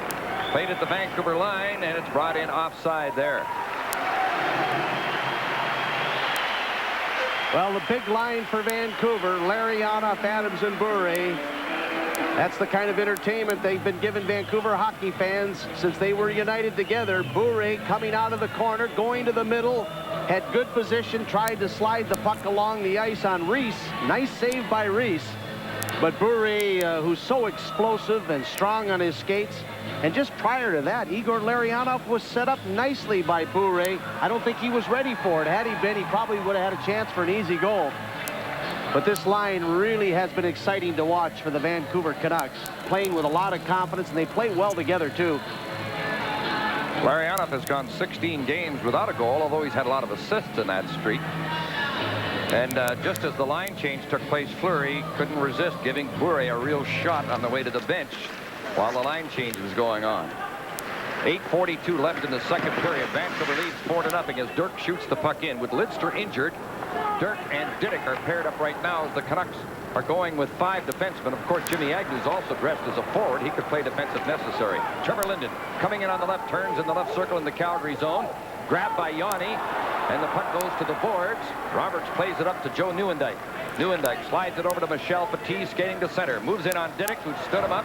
They bump. Sticks come up a little bit. Dirk puts the puck around on the left boards. Gary Volk picks it up, took a hit from Nieuwendyk, the captain of the Flames, and the puck is shot back in the Vancouver zone. In front of the Calgary bench, Didick and Petit are involved, and the linesmen get involved as well now, and we'll see what the penalties are. Oh, Petit hit Didick from behind. Didick, of course, not the most popular guy with the Calgary Flames. But Petit and Didick involved right along the boards. But I think that Petit came from nowhere and just hammered Didick. I think that's going to be the only penalty. He gave him the old elbow. The score, the Canucks 4, the Flames nothing. And NHL hockey continues for you in a moment. Former first-round draft choice of the Vancouver Canucks, Michel Petit, now a member of the Calgary Flames, picks up 2 minutes for elbowing. You know, it's something when you've looked at the career of Michel Petit, big, strong, can skate, can shoot. But he's called a high-risk defenseman. Often doesn't play as intelligently as maybe a guy who's been as many years in the league as he has. You'd think he'd be able to read the play a lot better, but that was not a good penalty to take. Vancouver on the power play for the 5th time in the game. They're 2 for 4 today. Play at the Calgary blue line. Puck control by Jyrki Lume. Being watched by Otto, who takes him to the boards as the pass is intercepted by Ron Stern. Stern just dumped the puck in and gives us a chance to mention our contestant this time in the power play contest, Mrs. J. White of North Van, with an entry from Hostess Chips and Save-On Foods. $108 in the jackpot. As Reese comes out of his net to handle the puck, Ronning kept it in. On the right boards to Sandlak, to Momesso. Now on the right boards for Ronning. Out at the right point to Lume. Jyrki Lume back to Cliff Ronning. Slides it to the side of the net. Momesso tried to center it. It's blocked. It goes back into the corner. Ronning goes to it along the boards. He's knocked down from behind. Sandlak crashing in there to try to come up with the puck, and it's played back to Lume at the right point. On the right boards to Momesso. Back out to Jyrki Lume. Winds up and shoots. Reese stopped it. It's bouncing around in front, cleared out to the side, and Ranheim takes over back of his goal. Got it off the glass and down the ice. Sergio Momesso is playing one of the best games he's played since before his shoulder injury. He looks like he's back in true form again. 2 goals, but he's playing aggressively and tough. That's how that big guy has to play to be effective for the Canucks. Greg Adams preceded Lume, the puck carrier, over the Calgary blue line, and the play is offside. A big day from Lumberland, who donate $50 per goal to the NW Orphans Fund. So far today, $200 from Lumberland to the Orphans Fund. Well, Vancouver power play points this year. Jeff Courtnall leads the way with 26 points, but he's not in the lineup. Although Courtnall and Adams, as far as goals scored on the power play, Greg Adams, who's 4th on the list in power play points, has scored 11 power play goals, and so has Jeff Courtnall, and they lead in that department. Today's power play goals have been scored by Trevor Linden and Gary Volk, who hasn't had a lot of time on the power play. Larianov, Adams, and Bure up front right now, with Merzen and Didick playing the points in the late stages of this power play. Dana Merzen takes the puck back of his goal, gives it to Didick, drops it off to Bure. Coming along the left boards to center, and the crowd responds as he carries in quickly. Cutting in on goal, shoots, and the rebound is scores! Pavel Bure!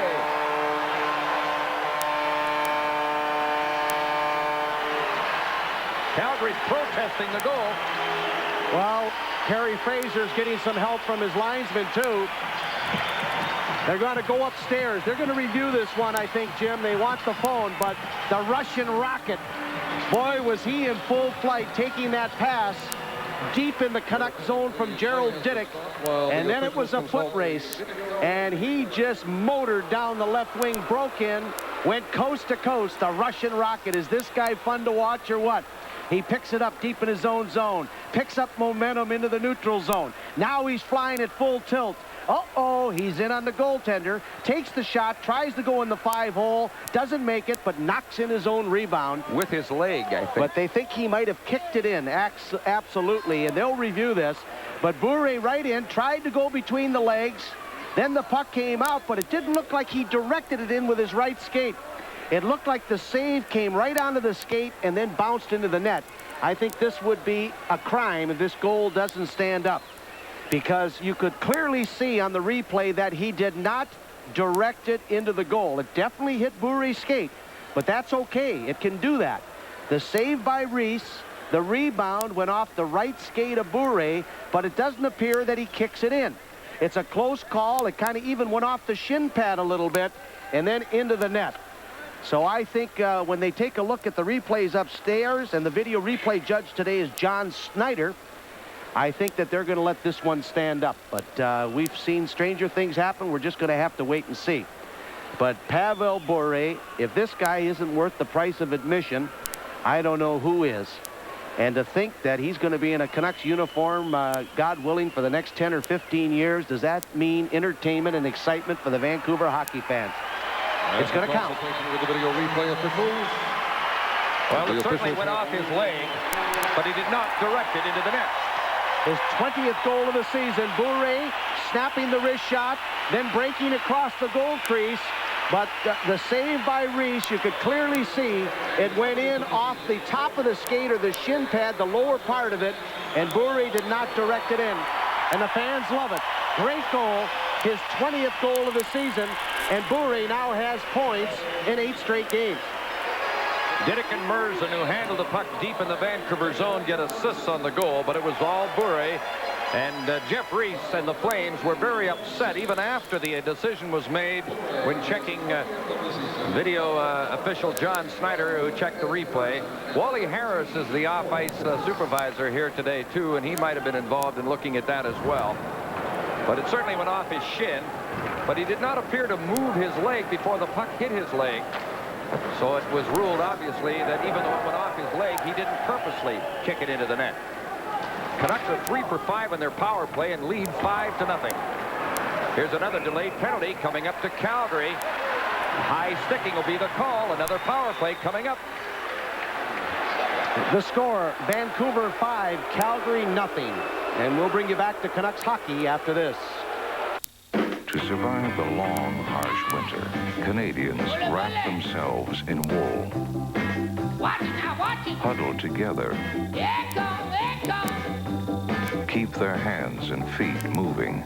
Watch it now, it gets you. And at the first sign of fatigue, head indoors for warmth and comfort. Molson Canadian, genuine Canadian beer. What beer's all about. Al McInnes, who's really having a tough season. He's been frustrated this year after 103 points a season before, being forechecked. And it looked like he got his stick up on Linden, right up under the chin. So Al McInnes will sit for 2 minutes, and it's been all Vancouver here this afternoon.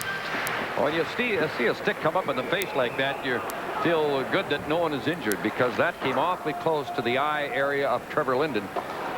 As the penalty to McGinnis puts Vancouver in the power play for the 6th time today. Our contestant this time is Joe Love of Penticton, with an entry from Diet Coke and overweighting $98 in the jackpot as the puck is shot over the glass into the Calgary zone. We just had a winner. Another one, Mrs. J. White of North Van, won $108 for that power play goal by Pavel Bure. Well, Theron Fleury is out penalty killing for the Calgary Flames on this shift as Al McInnes is in the box. Fleury, 23 years old, 5'6", 155 pounds, but he's all heart. Remarkable little guy who scored 51 goals, notched 104 points last season. Things have not gone nearly as well, though. This year, 28 goals, 57 points. When you see guys like Fleury, McInnes, and Nieuwendyk having off years, it's not surprising the Flames are struggling this season. The score is 5-0 for Vancouver. 5.5 minutes left in the second period, and Calgary's running into a string of penalties, and Terry Fraser's just going to keep calling them if there's any need to. Now a turnover by Fleury at the blue line. The puck barely kept onside by Fergus. Fergus moves in deep, cutting from the left side, goes back of the net. Checked by Petit, but still has the puck as he goes to the opposite corner. Petit took him to the boards, and the puck is cleared out. Babbage goes back to his own line to get the puck. Now to Trevor Linden. On the left to Gary Volk, into the Calgary zone along the left boards. Petit going to him. They bump near the end boards, and the puck goes back of the net to Yanni. Cleared it to the line, but not up. Babbage shot.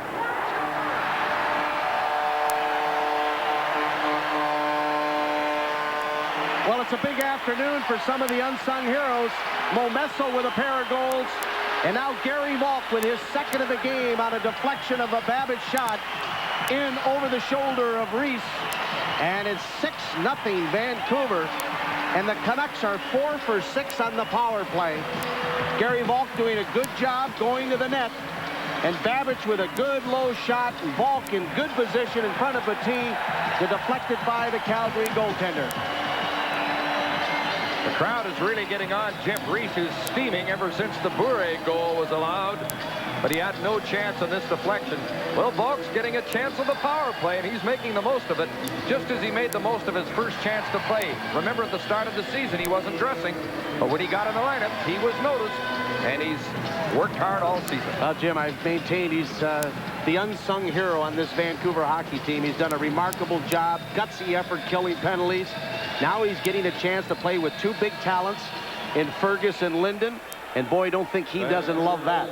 7th of the season, scored on the power play by number 23, Gary Volk. The assist to number 4, Dave Babbage. Excellent shot by Babbage that was deflected into the net. 15:07. That was the only assist on the goal at 15:07. Well, the last time they played here, the Canucks had 10 power play opportunities. And I believe they scored 5 power play goals that night, or perhaps it was only 3. I'll have to check my notes to remember. But they had a lot of power play opportunities. And now a Calgary penalty. Oh, no, Michel Petit is back in the penalty box. But I don't know why. They just scored a power play goal. Yeah, I think he's got an unsportsmanlike conduct is what I think, or a misconduct, I mean, Jim. Must be a misconduct. They don't have a penalty up on the boards. So Petit is in the penalty box, but his minor was expired by the power play goal by Volk. In comes Ronning. Ronning moving into the Calgary zone. Trying to get it to Sandlak. Sandlak out of the left corner. Pinned on the boards by Cruz, who hasn't played a lot today. Now it's put in behind the net to Ronning from back of the Calgary goal, looking for someone in front. Ronning holding the puck. Still back of the net. Calgary's not short-handed, but you'd think they were the way they're defending right now. Momesso shot blocked. Put it back of the net for Ronning again. He's chased to the corner. Cruz lining him up. Missed him with a check. But Suter is able to get the puck. It's played along the boards and scooped high over the glass by Reichel. It goes into the crowd. Well, Calgary, I think, started the game ready to play a good one here this afternoon. I think goaltending really hurt him in the first period when Mike Vernon was not sharp.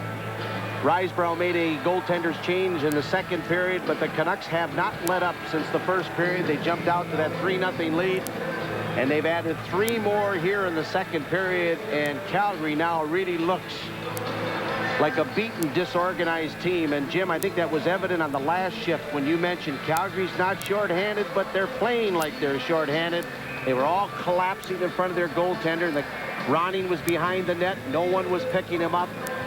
So things don't look very good for Calgary here this afternoon, and they don't look too good for them, I think, on the rest of the way. They did get some good news today, though. The team they're chasing, the Winnipeg Jets, who they trailed by 2 points, lost to the Edmonton Oilers today. And looking back to the last time these teams met, the Canucks were 3 for 10 on their power play that date. And the crowd responded. Swede Knox took a bad spill, the linesman, after dropping the puck for the face-off in the Calgary zone. That day, Calgary was 3 for 5. So with a lot of power play goals in that particular game, and the Canucks have scored 4 power play goals today as Agnew dumps the puck in. Musil puts it off the boards. Battle for it along the boards in the Calgary zone, and it's scooped away by Otto. Apparently the reason Petit's in the penalty box is the goaltender Reese was assessed a misconduct by Kerry Fraser. So Risebrough says, Petit, you serve it. So that's why he's sitting over there in the penalty box. Well, we knew there was some form of Calgary penalty assessed. That came after Volk's goal, and Reese was still steaming by the earlier one by Pavel Bure. And more than once he's come out of his crease to yell at referee Kerry Fraser. So Reese is obviously upset with the referee. Yeah, Reese is he's been energetic, that's for sure, but he hasn't stopped the puck. He's let 3 in this period. However, 2 of those, actually all 3 have been on the power play by the Canucks. All power play goals in this period. Volk with a pair and Bure with a single himself. But I don't think anyone expected this kind of game today. Really thought that Calgary would come in here with fire in their nostrils, ready to have an outstanding game against their Smythe Division opponent, but it has not turned out that way. The Canucks have been sharp, and they're playing like a first-place team right now. Calgary was very tough early in the game. Remember, we had 3 fights in the first 5 minutes and 19 seconds, and that's the way they wanted to play it early in the game, obviously, but it hasn't had a desirable effect for Calgary as they're down 6-0 late in the second period. That's the thing that teams have found out this year. You can't play tough with the Canucks. They have too many big, strong guys. You're never going to intimidate this Vancouver hockey team, ever. And it wasn't always that way in the past. Oh, I'll say. Makarov, left boards at center with the puck, stick handling in the neutral zone, works his way to the Vancouver line, coming in on the defense, slowed up by Dirk, but got rid of the pass, and Yanni put it to the boards. It's played to the right point to Al McInnes, winds up, moving in from the right point, goes right down in the right corner, shot it into a crowd in front, and it's taken back in his goal by Tom Fergus, got rid of it off the glass, and Gary Volk picks it up. Volk in the neutral zone, nice pass to Trevor Linden, 1 man to beat. Linden couldn't get a shot away, turns out near the line, still working with the puck along the boards. The Canucks were on a change as Linden was controlling the puck in the Calgary zone when he found he couldn't get the shot one-on-one. Dana Merson back behind his goal to get the puck. A long pass to Larionov, tips it up to Bure. Bure couldn't handle it as he was almost loose at the Calgary blue line. He tried to knock it to the ice and break in, but McInnes was able to get the puck. Merson's pass intercepted by Wilson. Now Ronnie Stern slides it back in his own zone to Al McInnes. 1:43 left in the second period. Vancouver 6, Calgary nothing. $300 from Lumberland so far today to the NW Orphans Fund, and our thanks to Lumberland again this year as the Canucks are now called offside. Igor Larionov, to start the season, he went 13 games. He couldn't even buy a ham sandwich. But since then, he has averaged better than a point a game. And Larionov's play, I think, has really been one of the reasons that Vancouver is enjoying a good season, too. You've got to have a good playmaker at center ice, and they have a beauty in Igor Larionov. As you mentioned, Jim, it's been a while since he's scored a goal, but that line's been on fire. And, you know, he's such an unselfish hockey player. He really is, and he prefers to make the real nice pass. He thinks that's more enjoyable than scoring a goal himself. But he can put the puck in the net when he gets the opportunity, but he does prefer to set up the play rather than score on it. He's had 2 hat tricks this season in his outstanding year as a Canuck, and his father's here to watch him play today, visiting from Russia. Played deep in the Calgary zone, Ronning in the right corner with the puck, turning along the boards. His mother also in town, I might mention, as the puck is controlled by Sergio Momesso. Puts it in front of the net. Sandlak scores! Jim Sandlak. 7-0. Well, Calgary is really let down now. I think Paul Ranheim, who was trying to check Sandlak, didn't give it much of an effort at all. You won't win any platitudes from your coach when you play like that. Sandlak just out-muscles Ranheim in front. and then snaps the shot home. Reese had overcommitted to one side, left the far side wide open. But it's a big day for the Vancouver forwards. It really is. As Sandlak scores for the Canucks, and that's his 12th goal of the season. 12th of the season, scored by number 25, Jim Sandlak. The assist to number 27, Sergio Momesso. Last minute of play in the second. Ronning also got an assist on that goal at 18:54 to make it 7-0. Sandlak from line mates Momesso and Ronning, and the Canucks are ahead by a converted touchdown. Well, I think we said earlier, Jim, when it was 4-0, that Calgary was going to have to start taking some chances, and what they've done is they've really let down defensively, and we thought that they might be blown out of here, and that's exactly what's happening. Playing the Vancouver zone, hasn't been there for much in this period. Now back comes Linden into Calgary territory. Tried to get it to Jim Agnew, but the pass didn't get through. And Makarov gets the puck to Wilson. Plays it up to Roberts. Checked at the Vancouver line by Dirk. And Agnew's being worked over by Wilson, and they go back at each other a little bit as the play goes on. It might get rough now in this kind of a situation as it was early in the game, when there were 3 fights in the first 5 minutes, with one team so far ahead of the other. Sometimes the rough play reemerges. But we have a very experienced referee in Kerry Fraser working the game. And the horn goes to end the second period, and that period too belonged to the Canucks. I don't think it's so much rough play to watch for, Jim, as it is cheap shots. When a team is getting humiliated, sometimes they take out their frustration. Let's just hope they keep the sticks down. That's what you don't want to see happen. But another strong period for the Vancouver Canucks to go with the first period. 4 goals in the second. Completely outclassed and outplayed Calgary, and it's really been a laugher here for the Vancouver Canucks so far, leading 7-0, although Calgary has outshot Vancouver 17-16 in the game. 3 of those 4 Canuck goals in that period were on the power play. So after 2 periods, the score, the Vancouver Canucks 7, the Calgary Flames nothing. Now the second period scoring summary is brought to you by Mega Movies. Make your move to Mega Movies, your movie supermarket, and keep most movies for a week. Scoring all Vancouver this afternoon, Gary Volk on the power play from Lidster and Fergus. Volk's 6th goal of the year. Then Pavel Bure reaching a milestone, his 20th goal in his rookie season. He's only been in the NHL for 4 months. Then on the power play again, Volk comes back. He got in behind Petit to get his 7th of the year. And then Jim Sandlak late in the period at 18:54. The Flames with 17 shots so far, and the Canucks 16 in this game. It's really hard to believe that the Calgary Flames, a team battling for the final playoff spot in the Smythe Division, would turn up and be as ineffective as they are this afternoon here at the Pacific Coliseum. But give the Canucks credit. They've been capitalizing on almost every opportunity. So after 2 periods of play here at Vancouver's Pacific Coliseum, the Canucks are leading Calgary 7-0. We'll be right back after this.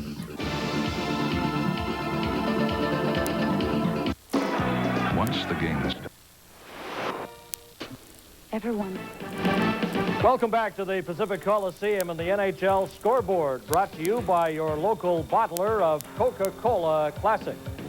Busy day in the NHL. Boston Bruins have defeated the Washington Capitals. Barry Peterson among the goal scorers in this game for the Boston Bruins. And a Smythe Division matchup, the Edmonton Oilers defeating the Winnipeg Jets at Northlands Coliseum. Mellanby, Simpson, McIver, and Nichols, the goal scorer in that game. And Philadelphia playing at San Jose. Ron Hextall working on a shutout, makes a save on Dean Evison.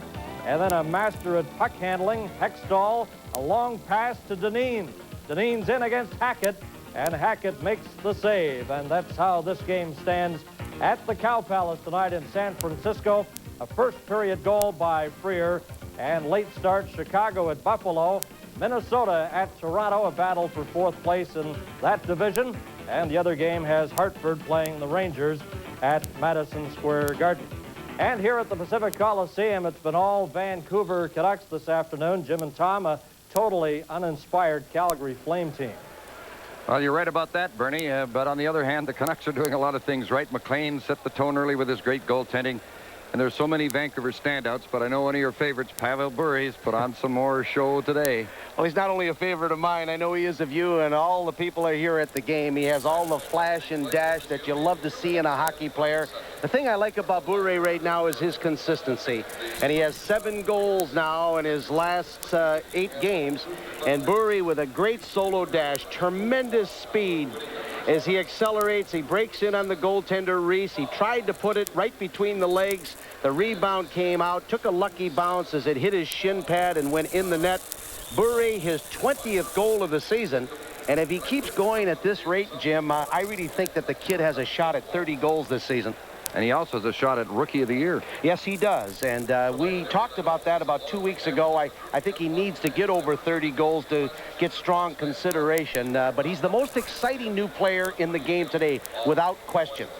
And just before we wrap it up here, how about a power play that's 4 for 6? I like everything that the Canucks are doing here this afternoon. They're back on their game. The power play has been explosive with 4 power play goals. They haven't allowed a shorthanded goal, although Calgary's only had 2 power play opportunities. But remember, the Canucks had come into this game giving up a power play goal or more in 12 straight games. Coming right up, the third period face-off. The Canucks and the Flames live on BCTV. The third period face-off is brought to you by OK Tire Stores and the high-quality, economically priced Marshall 781 all-season radio. Going to the third period at Vancouver's Pacific Coliseum. It looks like the 20th sellout crowd of the season. Sergio Momesso is one of the favorites today. He scored 2 goals in the first period when the Canucks built up a 3-0 lead, but now it's 7-0. Well, shots on goal have been very even. There haven't been a lot of shots on goal, really. After 2 periods, Calgary has had a slight edge. 17 shots on McLean. He has stopped them all. 16 shots on Vernon and Reese, 2 goaltenders who have split duty so far in this game. And it'll be Reese here in the third period as well for Calgary. Pavel Bury leads all shooters in the game with 4 shots on goal. He had 3 shots on Reese in the second period alone. The only downside so far today for the Vancouver Canucks is an injury suffered by one of their key players. Defenseman Doug Lidster, taken in on the boards early in the second period by Joel Otto, injured his shoulder and is not returned and is not going to play the rest of the day. Well, we were worried at the time, and we made a comment that we hope it's not a serious shoulder injury. You always worry about when a player gets sandwiched up against the boards like that. It's like being in a vice. And when you get hit by 220 pounds of Joel Otto, you're going to feel it. And right now, Doug Lidster has an ice pack and is being looked at by team doctors and will not be back for the third period. Otto carries the puck into the Vancouver zone, moves in on Babbage, almost bowled over him as they go along the boards deep in the Vancouver zone. The puck taken in back of the net. Stern trying to wrap it in front, couldn't. And Sergio Momesso picked it up, trying to come up from behind the goal, having difficulty as Berube throws a check on Babbage, and the Flames swarm in there, doing some excellent forechecking. But the puck is cleared out as Momesso goes in after it against Osiki. Momesso coming up with the puck, plays it in front. Here's Ronning, shoots, score! Cliff Ronning.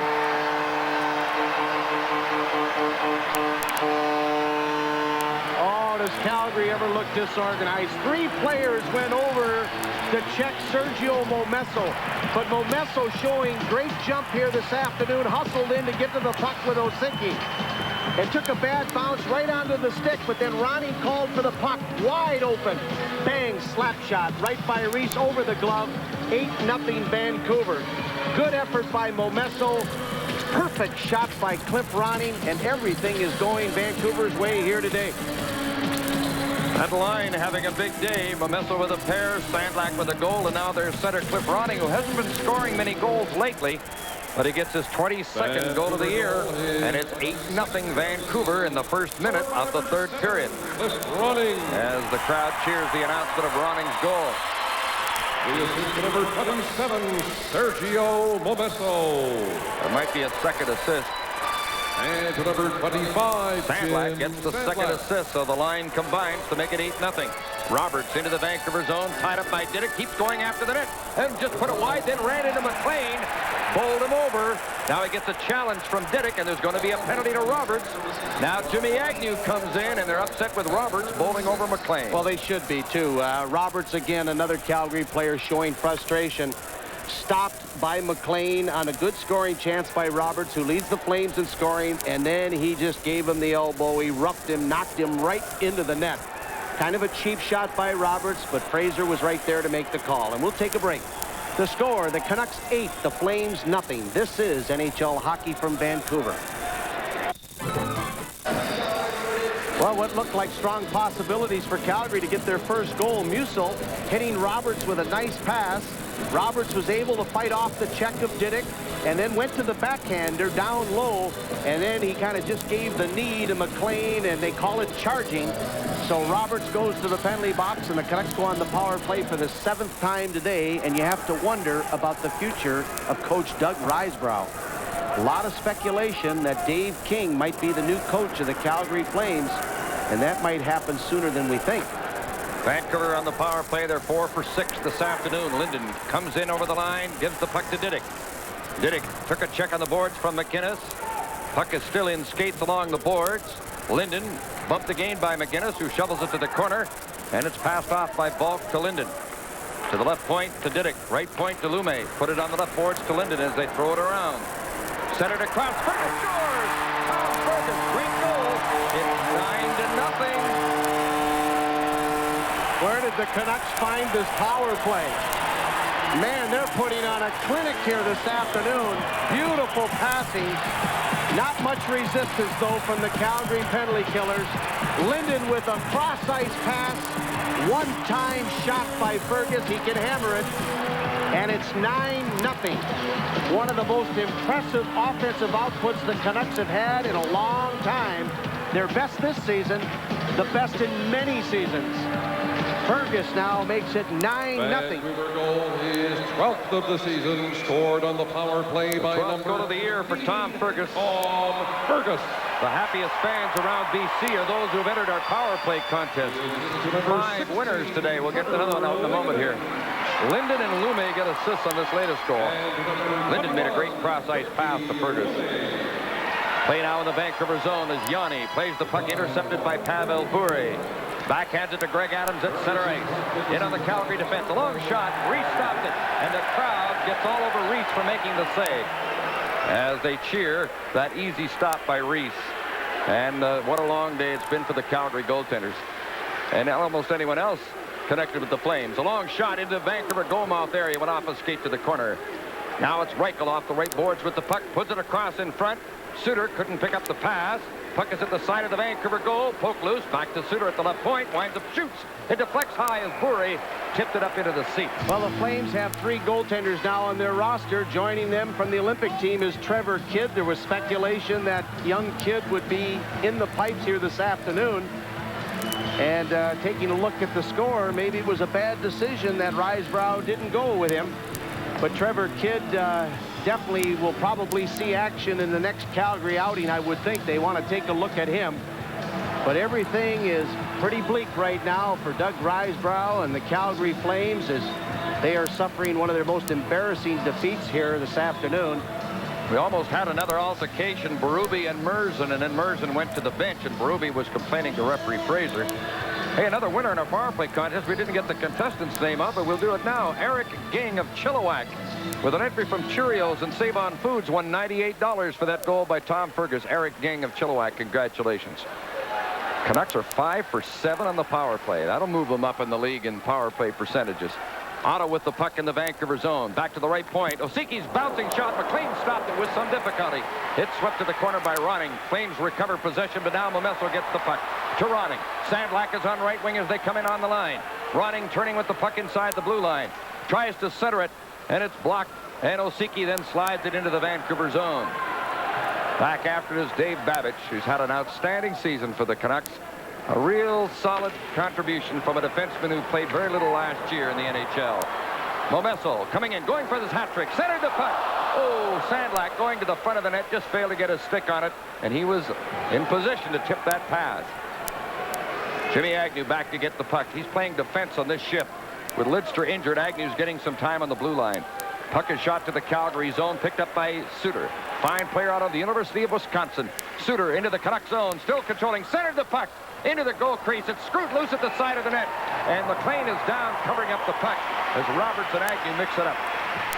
Well, Calgary hasn't come close to getting a goal since the first period. Had a pretty good chance there, but Joe Nieuwendyk, the captain of the Flames, did you ever think you'd see a game, Jim, where you couldn't find him without a program? That's how it's been this afternoon. Been a tough year for Nieuwendyk, 25 years old. A bad knee has really hindered his offensive production this season. Twice he has scored 51 goals in a season, but he's never had a 100-point season. Won the Calder Trophy, was a unanimous choice his rookie season. All-American out of Cornell University. But Big Joe only has 16 goals this year. Another reason why the Flames are struggling this year. They just announced the attendance today, 16,123, the 20th sellout of the year in Vancouver. The score, the Canucks 9, the Flames nothing. We'll have more hockey in a moment.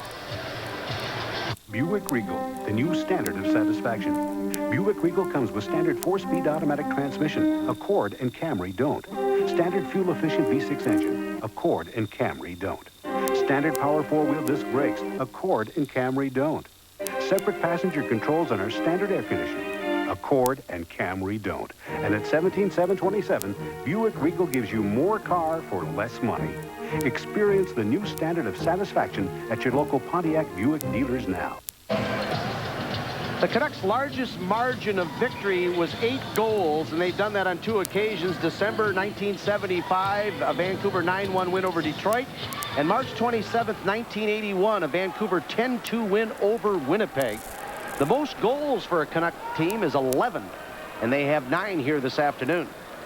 And they scored 11, I think, on 2 different occasions. That's correct. Against Los Angeles in 1986 and against California Seals. Remember them, Jim? Back in 1971, the first season in the league. It's 9-0 Vancouver. Here's a quick break for Ranheim into the Vancouver zone. Centered the puck. Suter shot into a crowd, and it's blocked in front of the net. Merzen clears the puck. Up to Adams, left wing at center, across ice to Nedved. Nedved shot, and Reese had trouble with it, but he stopped the shot and held the puck. Well, the crowd is really riding Reese ever since he took over for Mike Vernon at the start of the second period. They're really giving him the raspberry here this afternoon. I think partly due to his protesting on Bure's goal. Well, Bure is such a favorite, Jim, with everybody in this building, and rightfully so. He's a great little young hockey player. And it was a spectacular goal that Bure scored. But Reese thought he had kicked it in, but it was clearly evident on the replay, and we saw it many, many times, that he did not direct it in with his skate. It was a legitimate goal, Bure's 20th of the season. Well, Pat Quinn has to be pleased with this effort today. He's really been concerned about his hockey team. You know, they've been winning ugly lately, but they look more like a championship team here today. Reese makes a save on a shot from the point and turned the puck over the glass into the crowd. But I don't think we can order the rings just yet. Not yet. There's still a lot of hockey. The Canucks have 2 difficult road trips in the month of March yet. A 3-gamer and a big 5-gamer near the end of the month. And people are saying, well, the Los Angeles Kings are really starting to close the gap. Well, they are. They're playing their best hockey right now. They're 8 points behind Vancouver. However, that's a bit misleading. The Canucks have 2 games in hand, and one of those is here today against Calgary, and they're going to win this one. So that'll put them up by 10. And then they'll have one more game in hand, and they'll take care of that tomorrow night against the St. Louis Blues and Brett Hull. And if the Canucks can win that one, then they would be 12 points up on Los Angeles, and that would be almost an insurmountable lead, I would think. The Blues are probably already in Vancouver. They played at home last night. We're flying in today. Puck brought into the Vancouver zone by Reichel. He's knocked down by Babbage. Dirk puts the puck around on the boards for Sandlak, who's been one of the goal scorers in this 9-0 Vancouver lead. Now Fleury dumps the puck in deep. Berube goes in after it. Big Craig Berube pinned back of the net by Dirk as the puck came out in front. Babbage just cleared it to the side, and Ronning brings it out. He's got Momesso with him. Ronning coming in on Musil, drops it back for Momesso, but he overskates, couldn't pick up the pass. Back comes Craig Berube, who played some junior in New Westminster, and he goes in offside as Fleury went in too soon as Berube and Didick come together here, but the gloves stay on. Yeah, they don't need that nonsense now. Didick looks at Berube and says, you must be kidding. Well, that Ronning line you mentioned, Jim, they're really cooking with Momesso leading the way with a pair of goals, Ronning and Sandlak with 1. That line has accumulated 9 points this afternoon. So you're talking about distribution. They're getting good distribution from their lines here today. as the Fergus line with Linden and Volk certainly have been very prominent this afternoon. And Igor Larionov with Adams and Bure, while they haven't maybe had the kind of production they've had in past games, they have also contributed a goal here today by Pavel Bure. The key is the power play, which is 5 for 7 today. A long shot by Kerry Wilson goes over top the Vancouver goal. The puck goes to the boards. Lindbergh going in after it. The rookie out of the Canadian Olympic team throws a check on Nedved back of the net, but the puck is brought out by Jimmy Agnew. Trying to play it at center for Volk, who just shoots the puck in the Calgary zone as he stood up by Osiki. Reese handles the puck at the side of the net. Suter plays it on the left boards, and it's played out to center to Wilson. Cleared it in the Vancouver zone. Might be an icing. Diddick goes to the puck, and Calgary is called for icing. Well, Gerald Diddick from Edmonton is one of 6 Albertans in the Vancouver roster, and I imagine over the years he's had some rival thoughts about Calgary, although of course he never played for the Edmonton Oilers in those battles of Alberta. But there's been quite a rivalry between Vancouver and Calgary too. Well, he had a real set-to the last time these two teams met with Ronnie Stern, and it was a big battle won by Diddick, and I kind of thought he'd be involved in something here today, and he was. But Diddick really is playing his best hockey of his pro career with Vancouver. Originally a first-round draft choice of the Islanders, then traded to Montreal, who didn't really get much of a shot there, kind of had a personality conflict with the people involved in Montreal, and came here to Vancouver where he's happy to be and playing great hockey.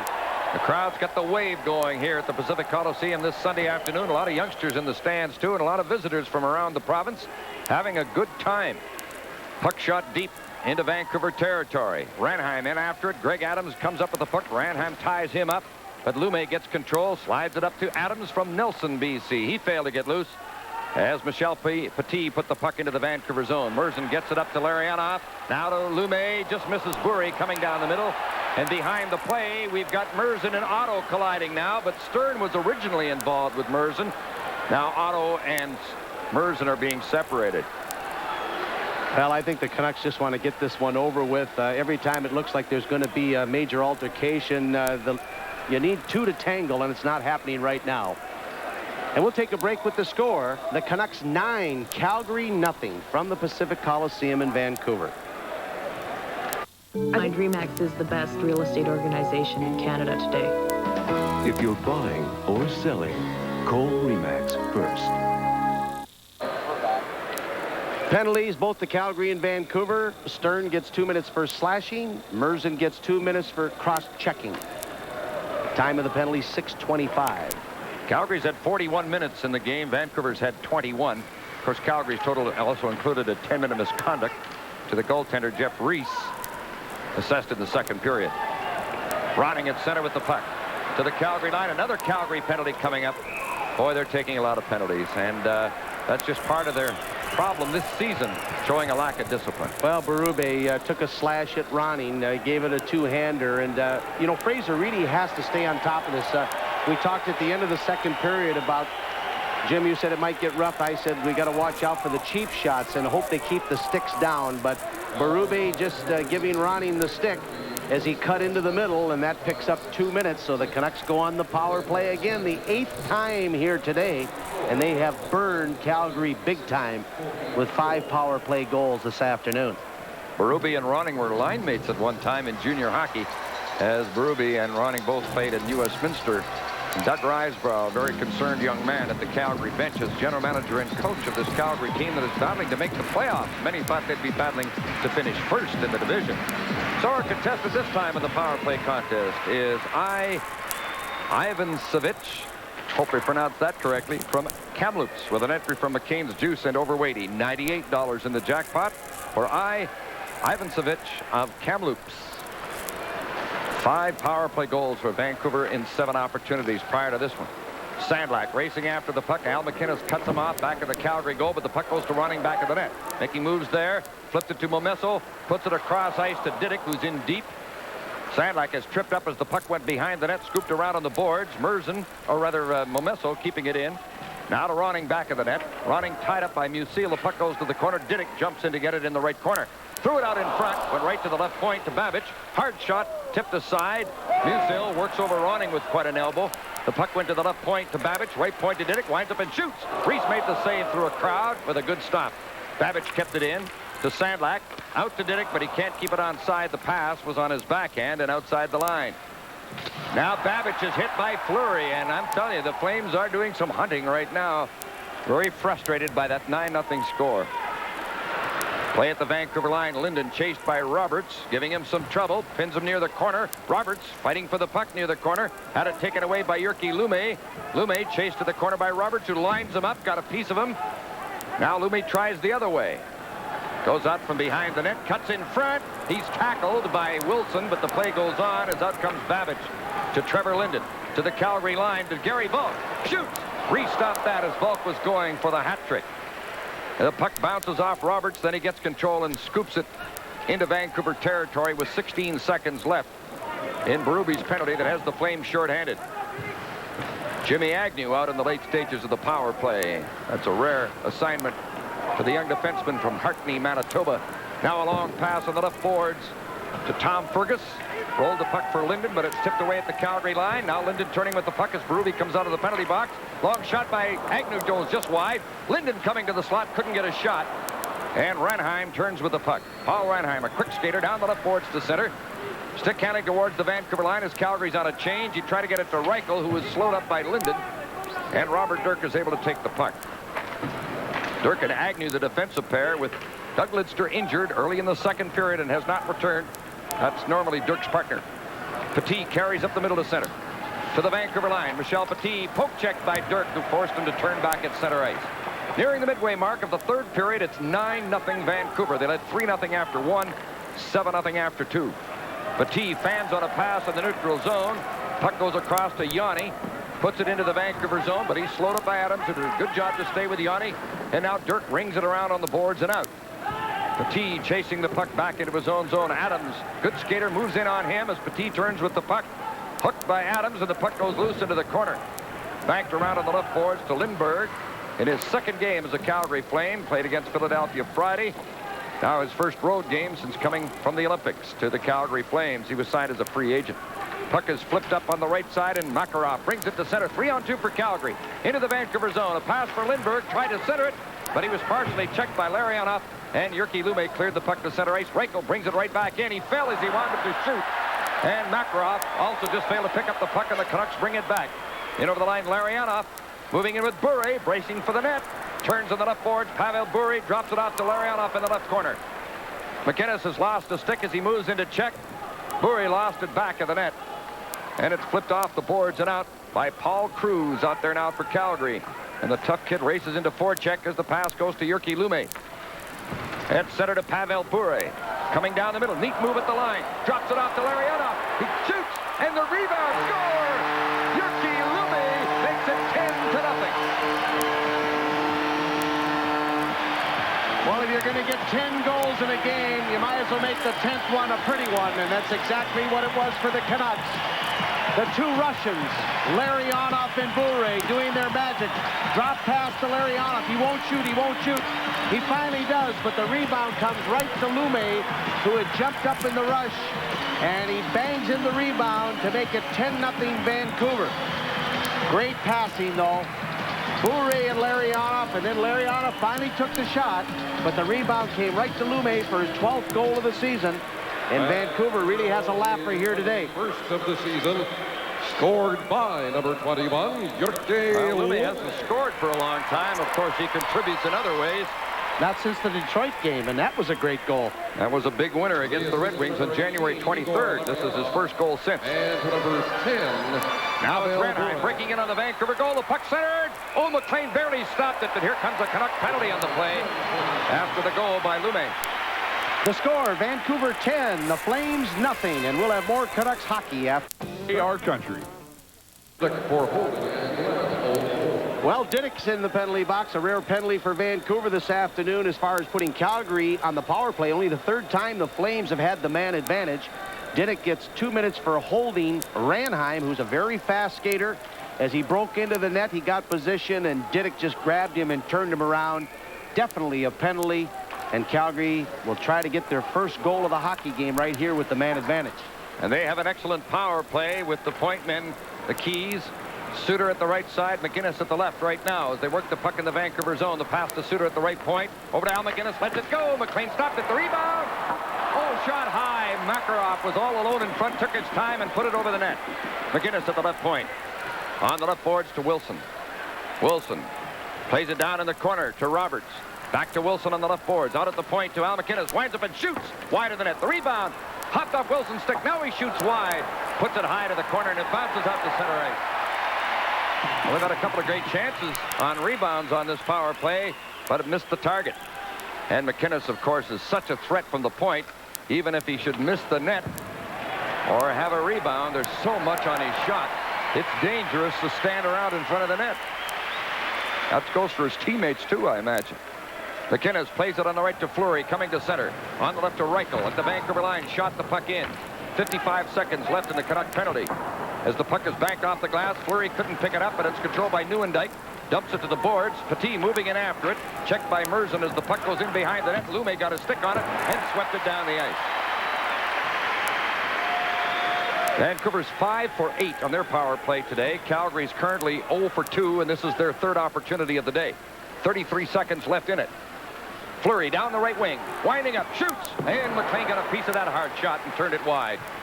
Puck goes in the corner to Nieuwendyk, behind the net to Fleury, back in the left wing corner to Nieuwendyk. From Whitby, Ontario, back to the point, Yanni shot wide. The puck is in the mesh back of the Vancouver goal. Lume couldn't pick it up. It's controlled now by Reichel. He shoots. McLean stopped it on the short side. Back to the point to Yanni. Right point to Petit. Can't keep it onside. And the puck is cleared away by Gary Bulk, who's playing a very solid game and has scored twice on Canuck power plays. Now the penalty's over. And the crowd respond to that as Didick is back on. Puck shot in on McLean. He caught it. Dumps it aside. Puck goes around on the boards, and out comes Babic in possession. Up to Pavel Bure, and it's always exciting when he's got the puck. Back to Larionov, moving in on Yanni. Larionov making turns out near the blue line. Back for Bure, couldn't pick it up on the boards. He tried to sneak behind Stern, but couldn't come up with the puck. Now it's Berube coming in on the left wing. Turning into Vancouver zone, swing it across in front.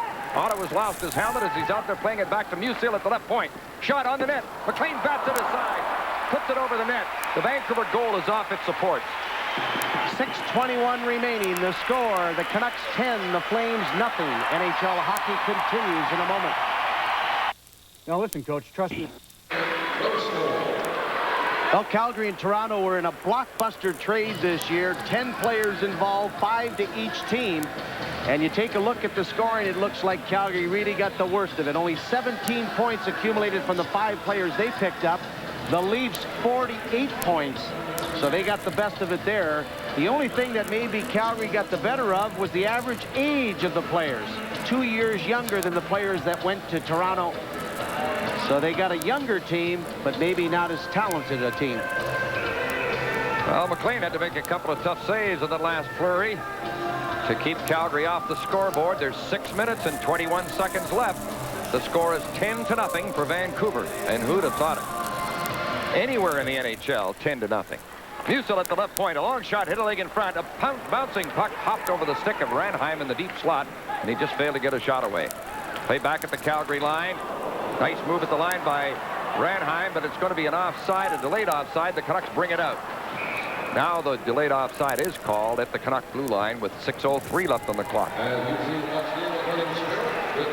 At this time, I'd like to pass along our usual hello to hospital patients and shut-ins, the pensioners, the blind. There are a lot of fans who don't get out to hockey games but enjoy the sport and enjoy our broadcast. And today we hope you're enjoying a simulcast on BCTV, CKNW Radio, and the Western Information Radio Network. The St. Louis Blues are here tomorrow night, and that'll be a 7:30 start here at the Pacific Coliseum. Then the Canucks go on the road.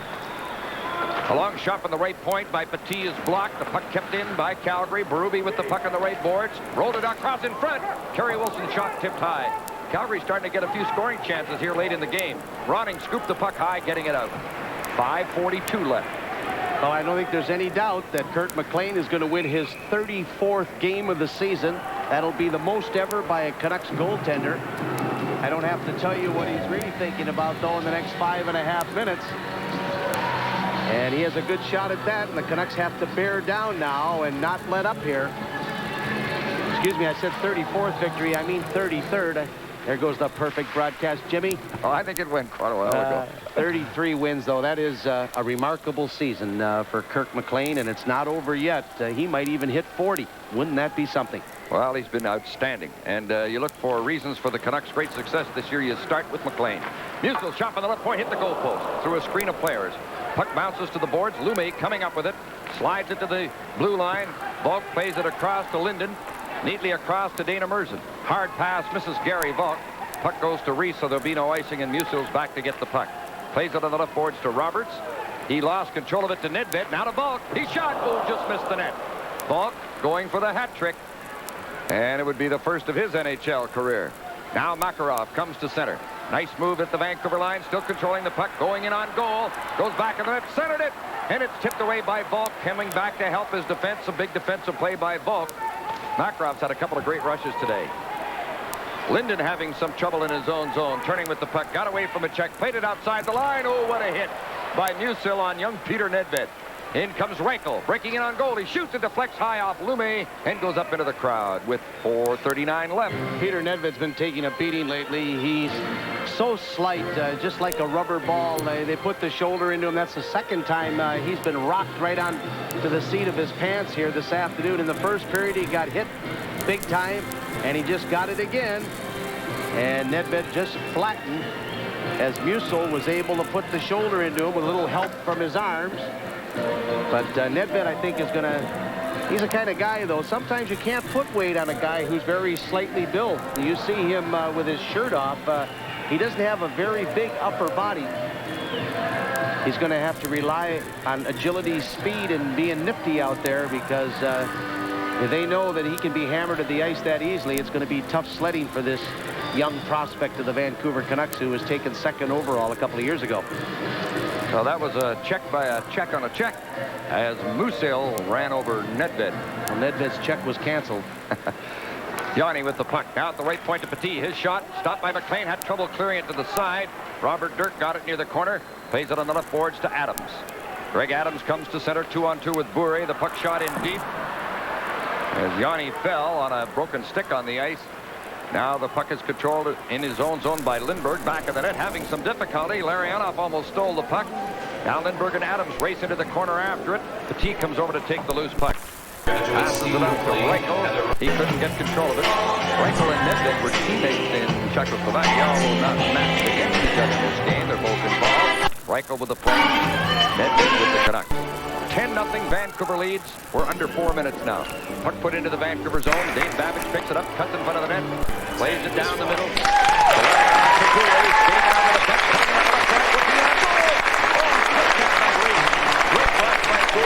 so excited, and he loves to break wide on those defensemen. That time it was a 1-on-3 inside the blue line, and he got a great scoring chance.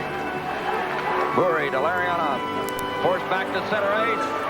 And there's going to be a penalty on the play. Now another fight breaking out. Jimmy Agnew's in with Joel Otto right along the boards by the penalty box. Otto quite a bit bigger than Agnew, but they're both tough guys. And right now at very close quarters.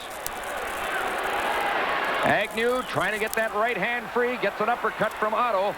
He's in tough against Big Joe, but Agnew will give it everything he's got. He's a tough kid. Well, you know why he's in this fight, don't you? Because Otto gave Bure a cheap shot. He was going to get a penalty for it. Agnew flew right in there to take him on. But Otto really took a cheap shot at Bure right out in the neutral zone, and it was picked up by referee Kerry Fraser. And with 3:29 remaining, we'll take a break. The score, Vancouver 10, Calgary nothing. Back to Canucks hockey. Buick Regal Buick dealers now. Okay, Pavel Bure draws a penalty as Joel Otto really gave him a cheap shot from behind. Just rammed him right in the back of the neck, knocked him down, and then that's when Agnew flew in there to take on Otto. So Otto gets 2 minutes for roughing, 5 minutes for fighting.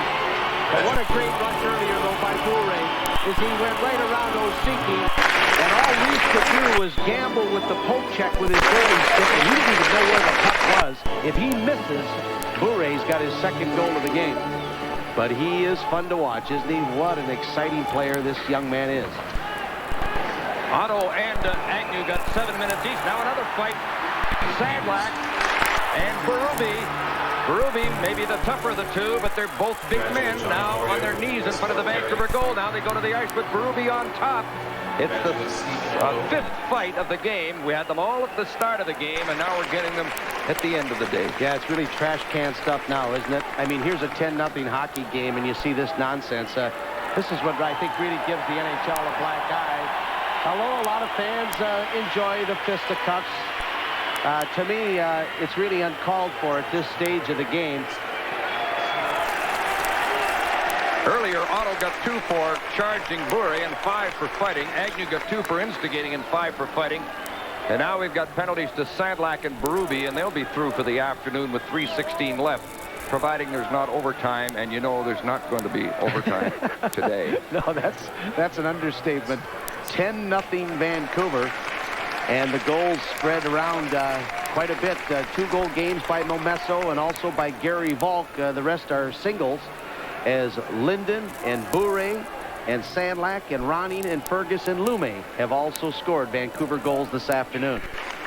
And the officials had a little huddle to decide how they assess the penalties. Here they come in this latest outbreak. 5 minutes for cross-checking and 5 minutes for fighting. Berube gets 7 minutes. For number 25, Jim Sandlak, 5 minutes for fighting. Berube gets the extra 2. Cross-checking. It started the outbreak, and then the majors to Berube and Sandlak. Well, Pat Quinn looks like he's turned his hockey club around now. They won ugly the other night against the Winnipeg Jets, a Smythe Division victory. You know, the Canucks have won 17 games within their own division, and they're going to win this one today, which is number 18, and that's the best record within the division of any team in the NHL. So the Canucks have really been cooking against Smythe Division opponents this year, all except one. Edmonton has really handled Vancouver this year. They don't play anymore in the regular season. Vancouver only beat Edmonton twice, and they lost to them 5 times. So Vancouver's on a power play with 3:16 left on the clock.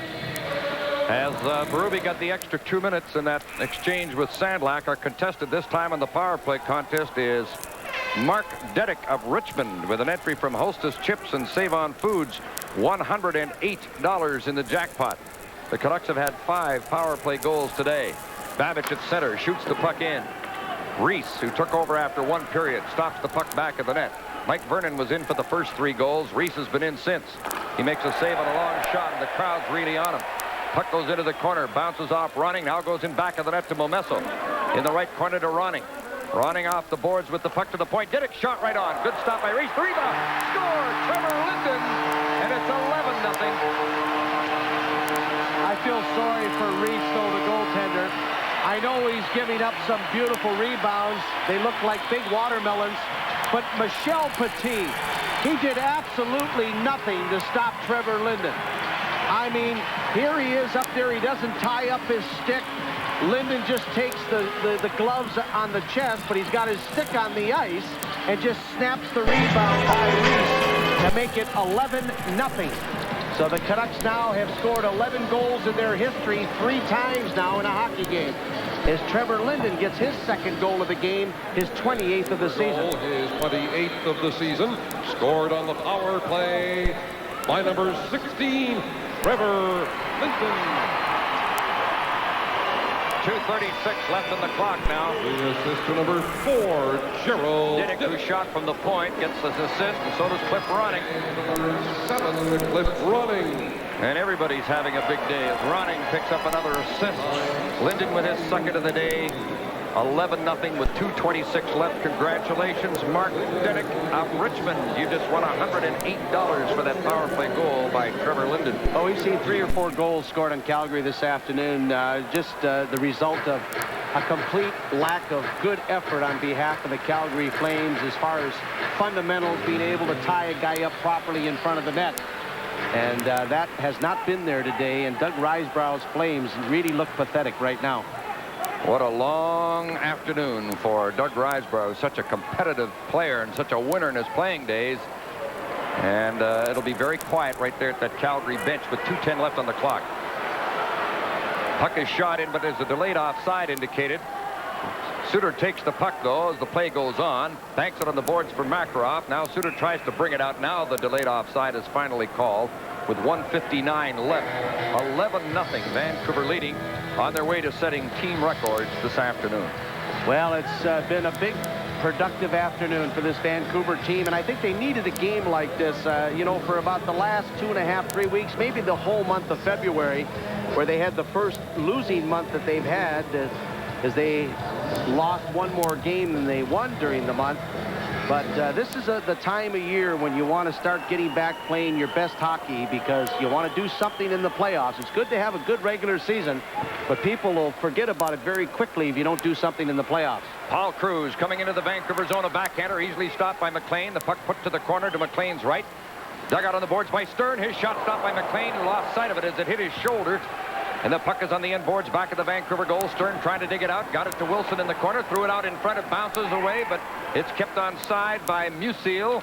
Musil backhands it along the end boards back at the Vancouver goal. Well, there's a battle for the puck there. Kerry Wilson lost it to Igor Larionov, who did some neat stick handling in his own zone. Still turning with the puck. And the little Russian player, such a treat to watch. What a great player and a great hockey career overseas, and now in the NHL. He's having his best season.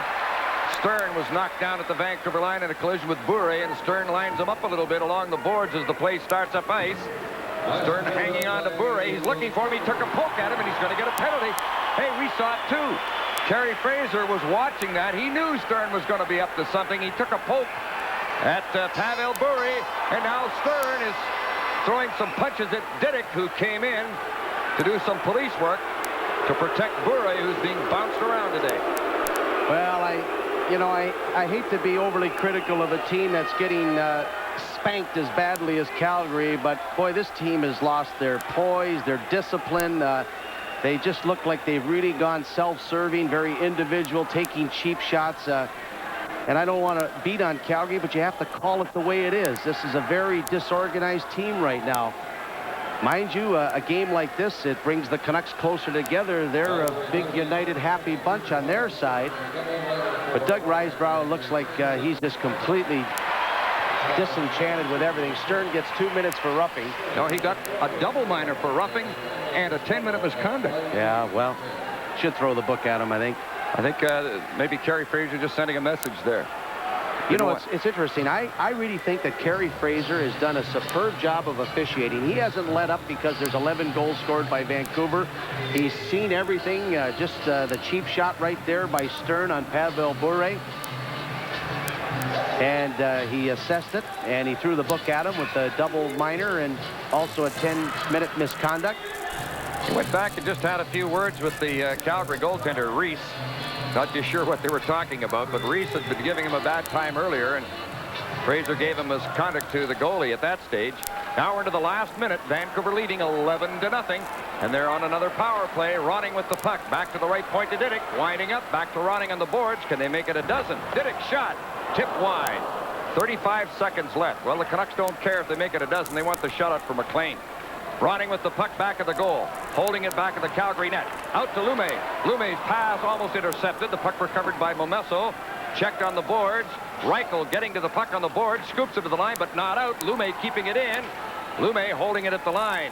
Failed to get it to Momesso. 14 seconds left as the puck is shot down the ice. Well, McLean should get his shutout. And it would be his 5th of the year. It would be his 10th in a career.